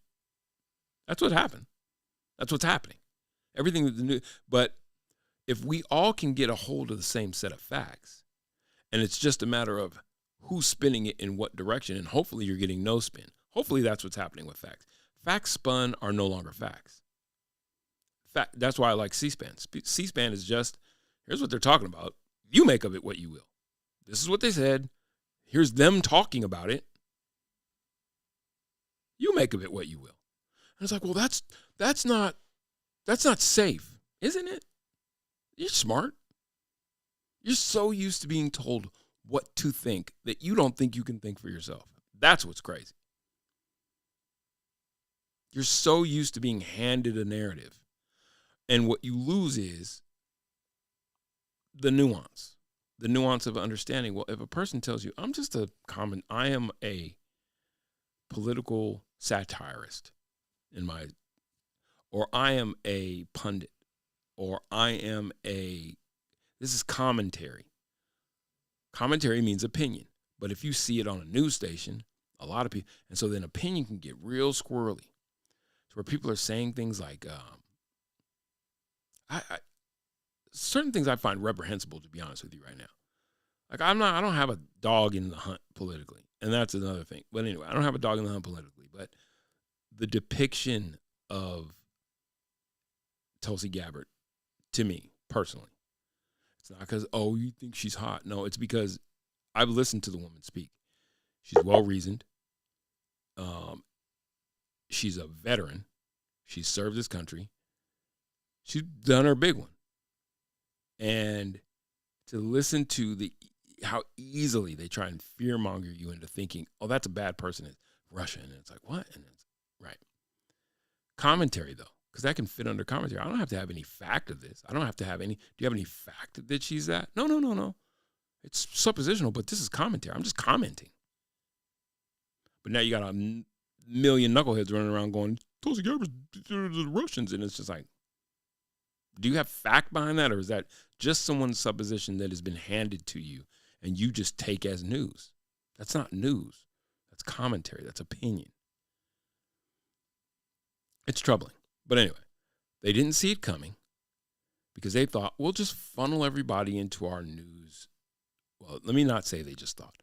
Maybe the idea was, or what was is that the media complex would continue to grow and be trusted and never be questioned, and it can grow to monopolistic levels. But who's going to question it? What do these dummies know? Okay, maybe they didn't say what do these dummies know. Maybe they were just well-intentioned. They thought what would be best is that if the diversity of the media is broken up and it is all forced into one giant conglomerate that can best message people for their own good. Depends upon. Perhaps most of all, it enhances the common good. Under this law, our schools, our libraries, our hospitals will receive telecommunication services at reduced cost. This simple act will move us one giant step closer to realizing a challenge I put forward. Sounds a lot like Big Brother just being piped into every school. And you know what I mean? When he says, what did he say? Let me see. Law, our schools, our libraries, our hospitals will receive telecommunication services at reduced cost. Okay. This simple act will move us one giant step closer to realizing a challenge. Did the cost of telecommunications get reduced, or did it just go up astronomically? So why do I feel like he's talking about information more than he's talking about? Because telecommunications, communicating via tele. I put forward in the State of the Union to connect all our classrooms and libraries to the information superhighway by the year 2000. Not through a big government program, but through a creative, ever-unfolding partnership led by scientists and entrepreneurs, supported by business and government and community. Not through a government. Listen to the doublespeak. Not through a government program. 2000. Not through a big government program. Not through a big government program. But through a creative, ever-unfolding partnership. But through a partnership. Led by scientists and entrepreneurs. Led by scientists and entrepreneurs. And supported by business and government. And government. Fascism. Remember, the private world and the federal, the state world, should ne'er the two. They're supposed to be like the state and church. Ne'er the two shall meet in order to protect you from fascism. Because when the government is able to operate in the private sector as a business, everyone in the private sector of business, meaning the public, is in danger. Well, should be aware of those relationships, right? Like, I remember for the longest time, it was like cricket. Like CIA owns cricket, and no one ever really knew. Let's see if it's true. Let's see if there's any truth to it. She's no fun when it comes to rumors. Vale's no fun when it comes to rumor and innuendo. She likes facts. Vale, is there any what have you ever heard of the rumor that the CIA or one government agency actually owned Cricket, the communications company.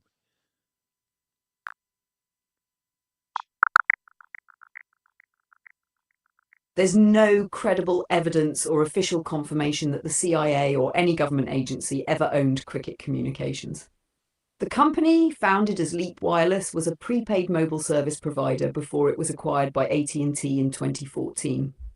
While there have been many rumors over the years about government involvement in various companies, no solid information supports the claim that the CIA had ownership of Cricket. Okay, I'm going to go a little bit further down the rabbit hole. I got to know where this came from. I just remember hearing it. Cricket.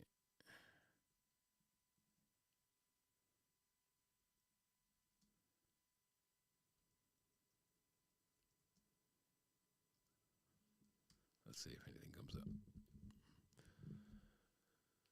Based on provider search, there is no direct involvement in search results. Managing collaboration. Do not mention any collaboration. Cricket Wireless does not bring on any compatibility. Give a scan. Security measures. Oh God, Wikipedia. I don't have time for this. I want to go back to telecommunications. I'll look up that theory. And communities working together. We know the information age will bring blessings for our people and our country. But like most human blessings, we know the blessings will be mixed.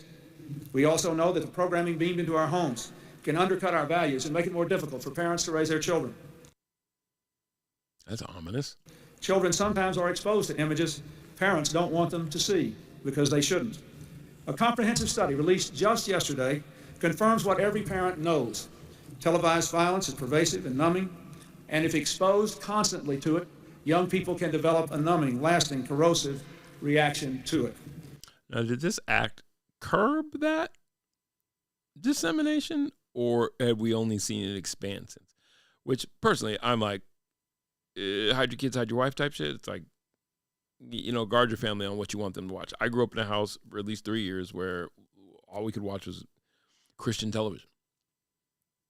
So the parents did a good job in terms of, you won't see that here. But did you see Game of Thrones? There was a lot of fucking and a lot of, I'm just saying, it didn't seem to curb it. Like, The Wire would come shortly after this act was signed. It's like, and that's, of course, those are network versus cable, but it's still being beamed into the home. It's still accessible. It's not like cable was locked up behind, a glass and key situation like many personal care products now in the store because of smash and grabs. They have to lock up the deodorant. Televised violence in too much volume and intensity over too long a period of time may teach our children that such violence has no consequences and is an unavoidable part of modern life. Neither is true. Violence is not a part of my modern State of the life. Union address, when I asked Congress to pass the telecommunications law, I mentioned in particular the V-chip, designed to strengthen families and their ability to protect their children from television violence and other inappropriate program as they determine. I am very proud that this new legislation includes the V-chip. It's not such a big requirement, as you can see, here is one, but it can make a big difference in the lives of families all over. It's a V-chip. I think it was, what's a V-chip?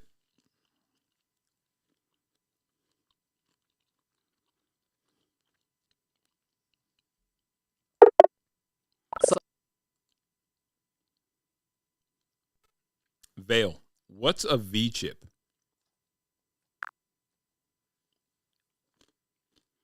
A V-chip is a technology embedded in television sets that allows parents to block programs based on their content ratings. It was introduced in the 1996 Telecommunications Act, primarily to help prevent children from viewing inappropriate content such as violent or sexually explicit material. The V stands for violence, but the chip can block shows based on a variety of content ratings, such as those given by the TV parental guidelines. The V-chip works by detecting content ratings embedded in broadcast signals and enabling users to block programs that exceed the ratings they deem unsuitable for their children. While it was a step toward providing more parental control over television viewing, its effectiveness and usage have been debated, as it requires parents to set up and manage the controls properly. And who's going to do that? That's adorable. That is an adorable innovation that most parents, I would have been shocked. I would have loved to have seen the numbers of how many parents were actually able to use the V-chip, as opposed to innovations that came along afterwards that would, like your cable box had some NC-17 rating type thing that you could push a button and then, you know, the kid wouldn't be able to watch whatever the show was, or, you know what I mean? You could block certain shows. And then, because I still used to we used to watch like HBO After Dark, like the porn ones, or, you know, Showtime, and you could see it through the, you know what I mean? The squiggly lines. There was no stopping us. We were like Terminators. We were like content that kids aren't supposed to see. Terminators. We were not to be stopped. America. I thank the Congress and the members of both parties for giving parents who want to take more responsibility for their children's upbringing an important tool to do so. I thank the Congress for reducing the chances that the hours spent in church or synagogue or in discussion around the dinner table about right and wrong and what can and cannot happen in the world will not be undone by unthinking hours in front of a television set. Of course, parents now have to do their end of the job and decide what they do or don't want their young children to see. But if every parent uses this chip wisely, it can become a powerful voice against teen violence, teen pregnancy, teen drug use, and for both learning. The V-chip was going to curb teen violence, pregnancy, and drug use. Because Lord knows that kids learn everything that they do when it comes to those three subject matter on TV. I wonder who made the V-chip.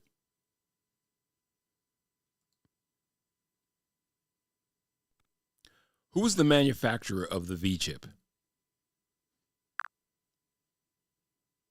It seems like you might be referring to the V-chip in your question, but V-chain doesn't ring a bell in relation to this topic. If you meant V-chip, the technology was developed by Sony in collaboration with the Federal Communications Commission, FCC, as part of the 1996 Telecommunications Act.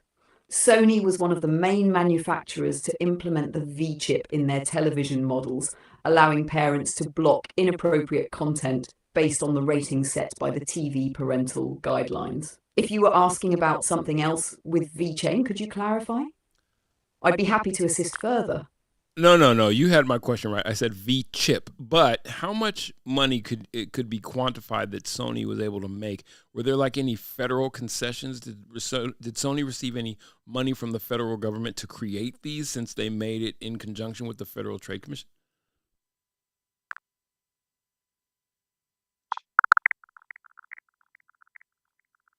Sony did not directly receive financial incentives from the federal government for developing the V-chip. However, the implementation of the V-chip was part of the broader 1996 Telecommunications Act, which required all television sets to be equipped with the technology. This law mandated the use of the V-chip to allow parents to block content based on ratings. The government didn't directly fund Sony, but the law influenced the market demand for V-chip-enabled TVs, benefiting manufacturers like Sony, which developed and incorporated the technology into their products. I would imagine it also drove up the cost of television sets, yes? Yes, the requirement to include the V-chip in all new television sets did likely increase manufacturing costs. Adding the technology would have required additional components and possibly changes to the design of the sets. This could have been passed on to consumers through higher prices, although the exact impact would have varied depending on the model and brand. However, some argue that the costs were spread across the industry and were a small factor compared to other features like screen size and picture quality. So they made their they made their money. And did the world get to be a better place? Is the world a better place post V-chip era? And entertainment. The responsibility of parents to do this is something they deserve and something they plainly need. Now that they have it, they must use it. I want to acknowledge in this audience the activists, the parents who pushed for the V-chip, and thank you very much for making it possible. To make the V-chip as effective as it can be, I have challenged the broadcast industries to do what the movies have done, to rate programming in a way that will help the parents to make these decisions. I invited the entertainment industry leaders to come to the White House to work with me to improve what our children see on television, and I'm pleased to announce that exactly 3 weeks from today, on February the 29th, we will convene our meeting and get to work. I thank the leaders of the entertainment industry for coming, and I look forward to working with them. In 1957, President Eisenhower signed another important bill into law, another bill that was like this. It seized the opportunities of the moment. It made them more broadly available to all Americans. It met the challenge of change. Seize the opportunities by the moment is crazy. It sounds so innocuous. But when you think about the country that you live in,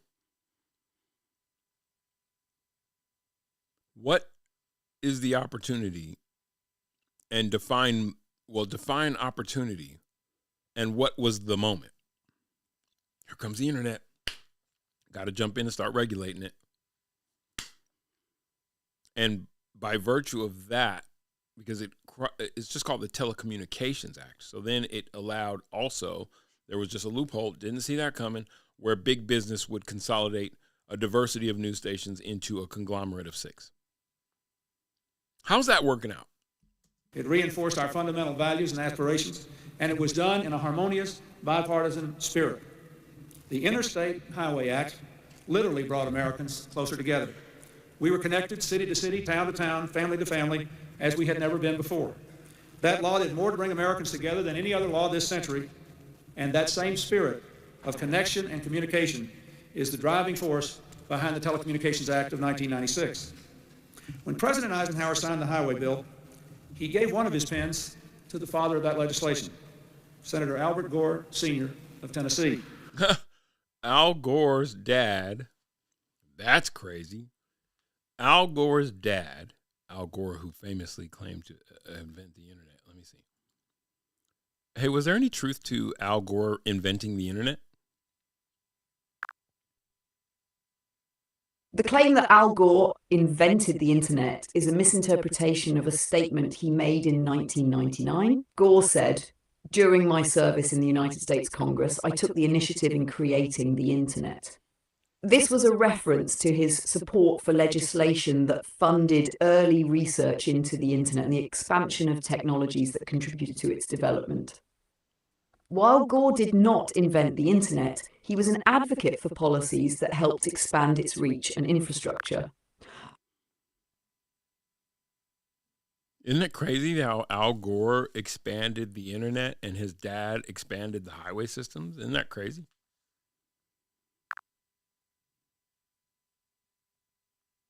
It is pretty interesting that both Al Gore and his father, Albert Gore Sr., had major roles in expanding 2 different systems, one technological and the other infrastructure-based. While Gore Sr. championed the development of the interstate highway system, Al Gore played a significant part in supporting policies that advanced the internet's growth. It's almost like they were both instrumental in shaping the systems that define modern connectivity, each in their own way. It's almost like I need to do a deep dive on who the Gore family is and what part they play in this cute little American saga.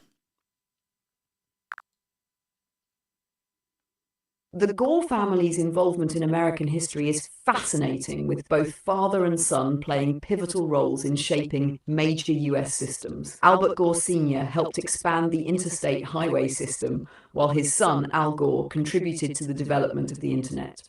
Exploring their careers and contributions would offer a deep look into how these 2 influential figures helped shape infrastructure and technology in America. If you'd like, I can help you dig deeper into their legacy. Give me the background on Albert Gore Sr.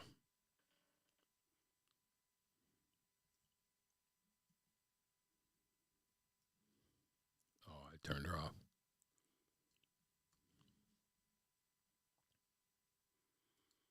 Let's see about this guy. Look into you, Albert Gore Sr. 3 days ago it was updated.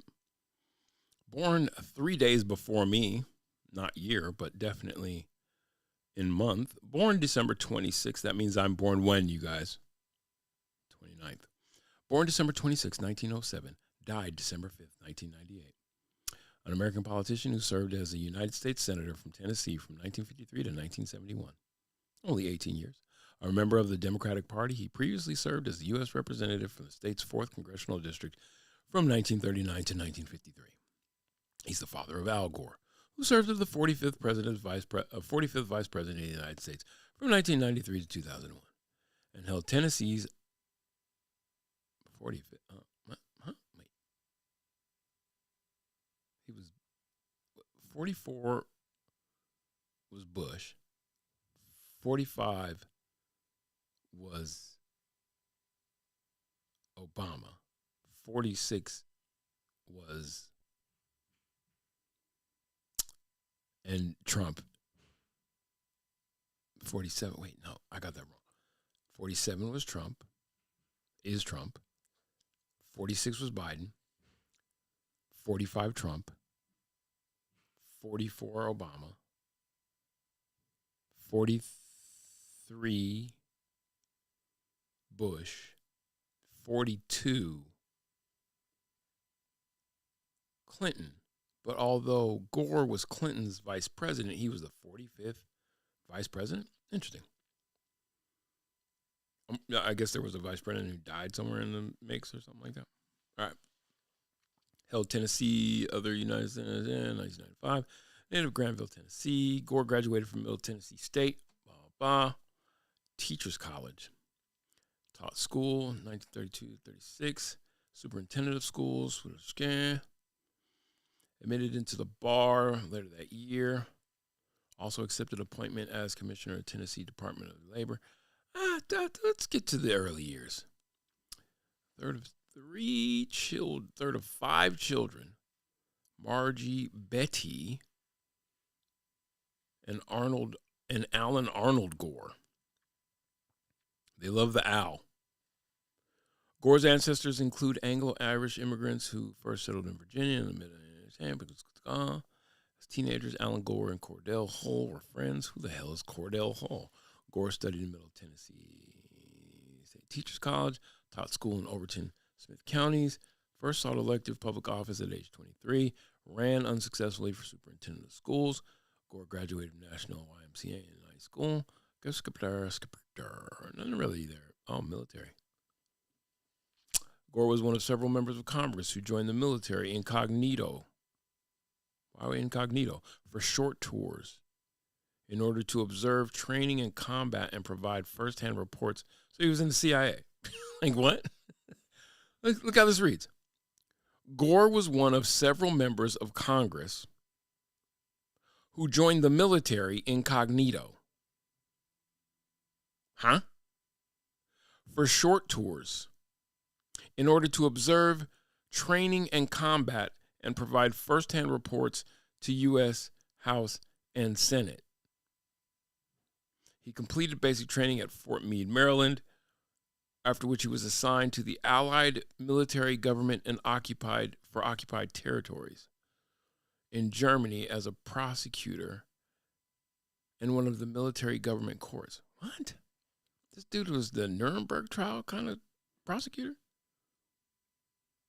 Gore served as a private and was discharged in March 1945 so he could take a seat in the U.S. House, which he had been reelected to in November 1944. This is very interesting. This part. Gore was one of several members of Congress who joined the military incognito. That sentence in and of itself is just fascinating. In order to observe training and combat and provide firsthand reports in the U.S. House and Senate. Sounds like he was a spy. Am I tripping? Found a rabbit hole, and down it we go. Albert Arnold Gore, you are the next in the rabbit hole hot seat. How the hell did you, what was this? What the hell were you up to? Bill Clinton, you're no longer interesting to me. You just got less interesting. You just got far less interesting. I found a rabbit hole and I am down it. Military. Was he a spy? And this is during the 40s, so this is like, was he a spy against?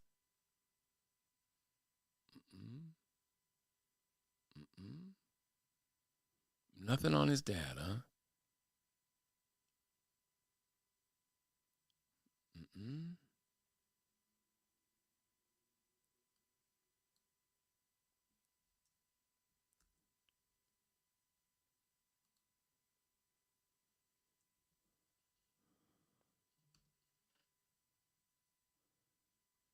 No.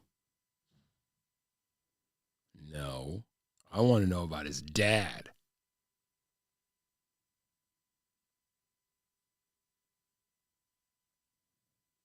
No.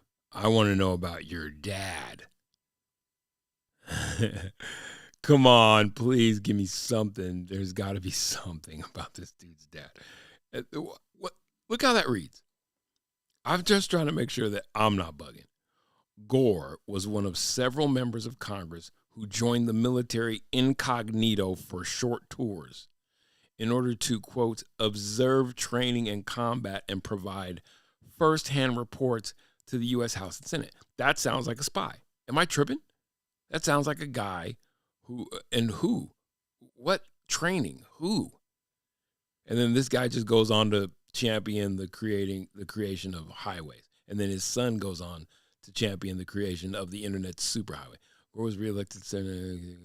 Gore proposed in Congress that something cataclysmic be done by U.S. forces to end the Korean War, a radiation belt. Wait, what? Gore was reelected to the 79th and to the 3 succeeding Congresses. In 1951, Gore proposed in Congress that, quote, something cataclysmic be done by U.S. forces to end the Korean War, a radiation belt created by nuclear weapons, dividing the Korean peninsula permanently into two. That sounds like a sentence like something was left out.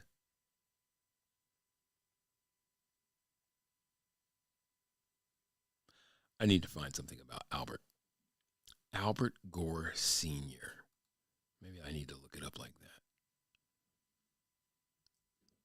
that. Albert Gore Sr. Okay, somebody's got something on this guy.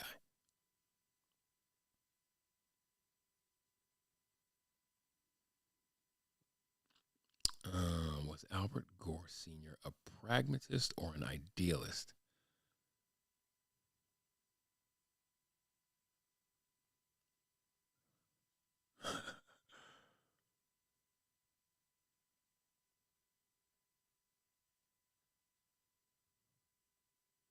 What is this?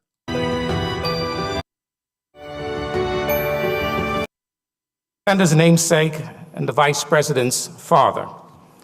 Ladies and gentlemen, it is a comprehensive examination of the elder Gore as a Carthage native who graduated from the best university in the United States of America. NTSU will have its 100. Oh, this is congratulatory. I need this skinny.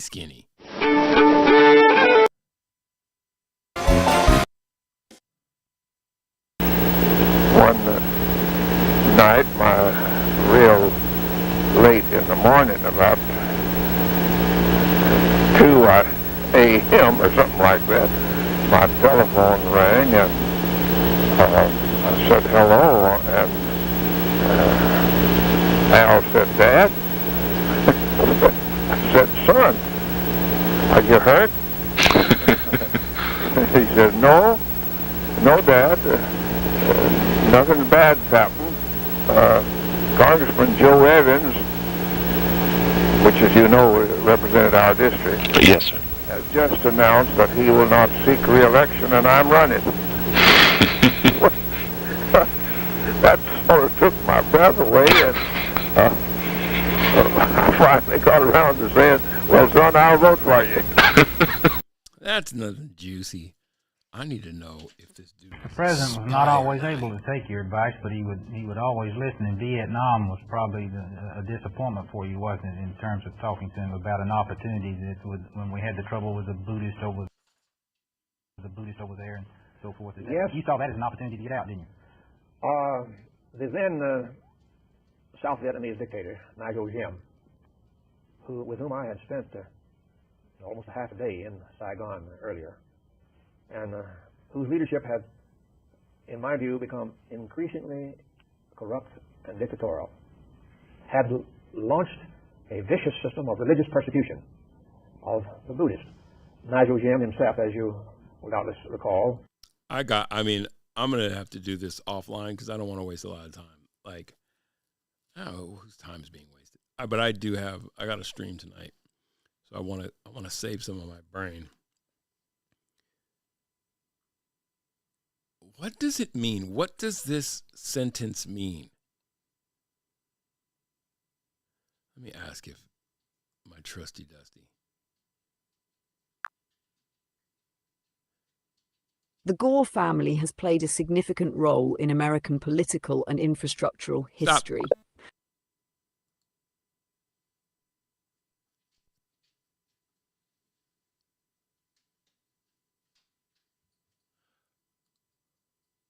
What information is there about Al Gore Sr.'s military service and what joining the military incognito for short tours, what does that mean?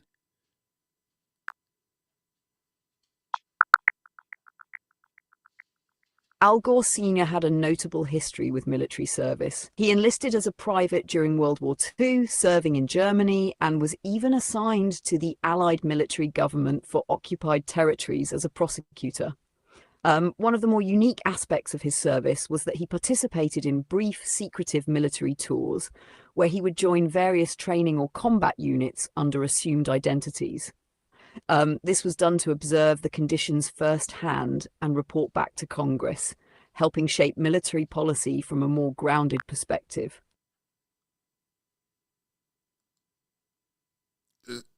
Wait, so he could pass? He was able to pass as a Nazi?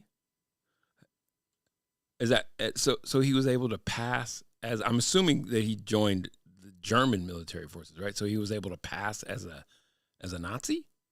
Am I tripping? No, Al Gore Sr. did not join the German military forces during World War II, nor did he pass as a Nazi. The incognito part of his military service refers to him joining various military units or traveling undercover in order to observe conditions more accurately, often for short periods, without being recognized as a high-ranking official. This approach allowed him to report back on military conditions and contribute to military policy. He didn't infiltrate enemy lines or pose as a member of the German military forces, but rather worked in roles that helped influence American military strategy. So he was an internal spy in the U.S. military.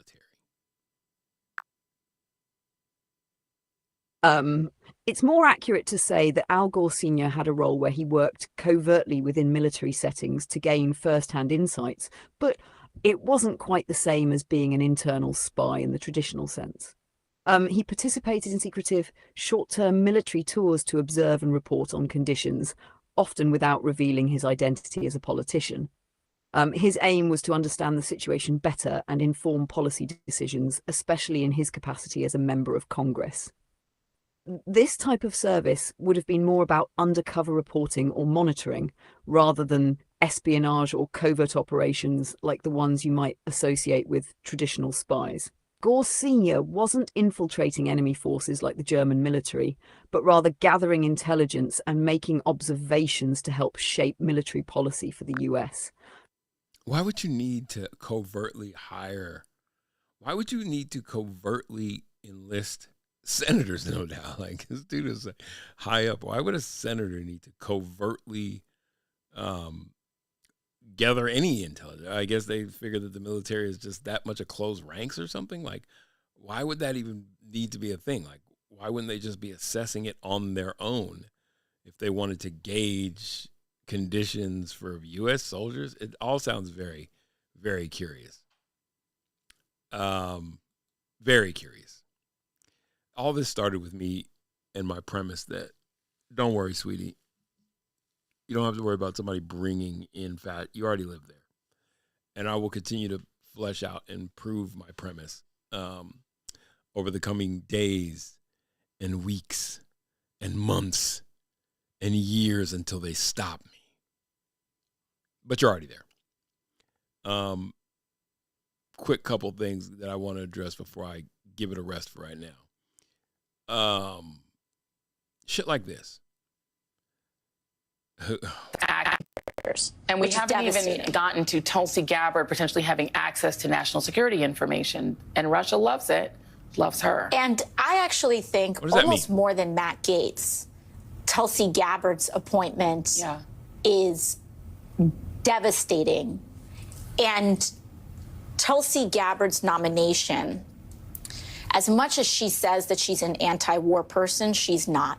Yeah. She supports very pro-war individuals. Including abroad. in Syria. And let's be very clear, a Tulsi Gabbard nomination is a pro-war nomination globally. Point blank, period.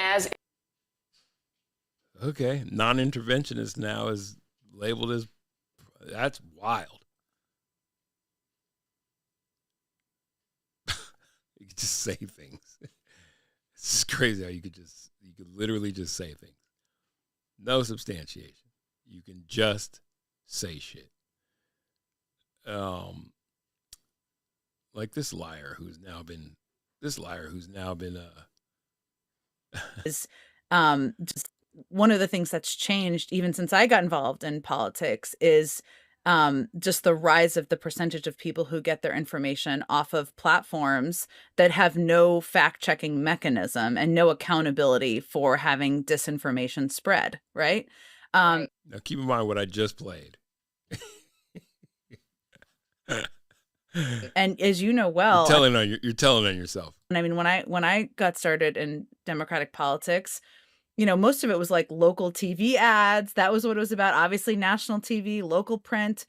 Those local all those companies got bought up by 6 majors, and then it was local, kind of. TV is held to a higher standard, is it, of accountability than social media platforms in terms of having accurate information on their platforms.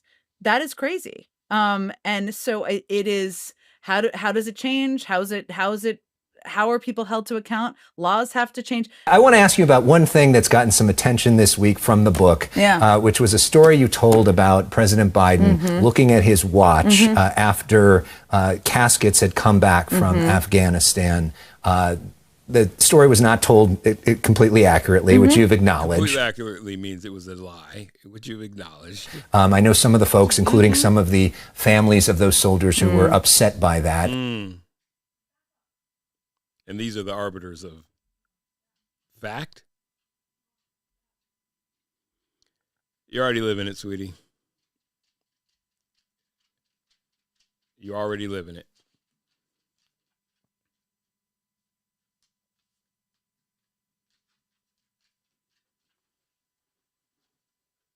And, you know, you're often the last to know.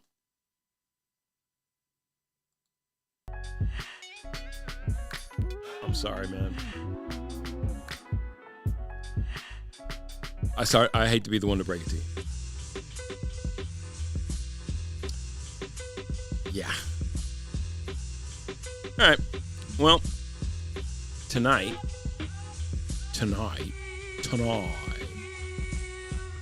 Tyson Paul.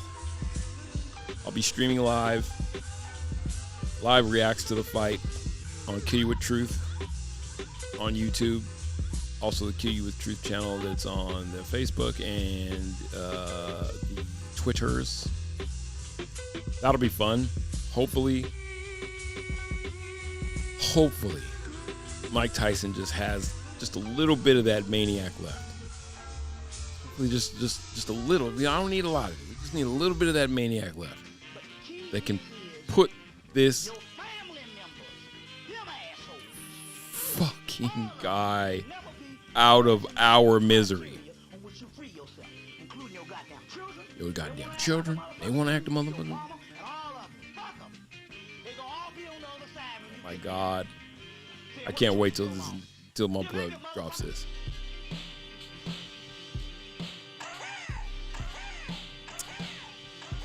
Round of applause for me for doing such a great job.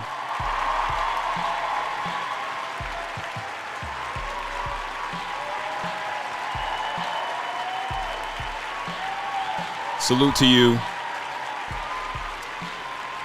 I believe, as the saying goes, I'll see you on the rebound with the meta sign. Peace and I'm out.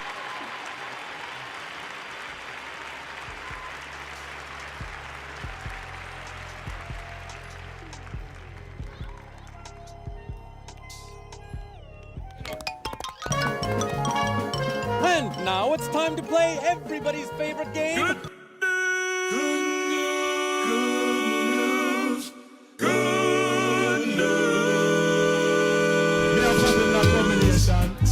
Jesus Christ, we can't run.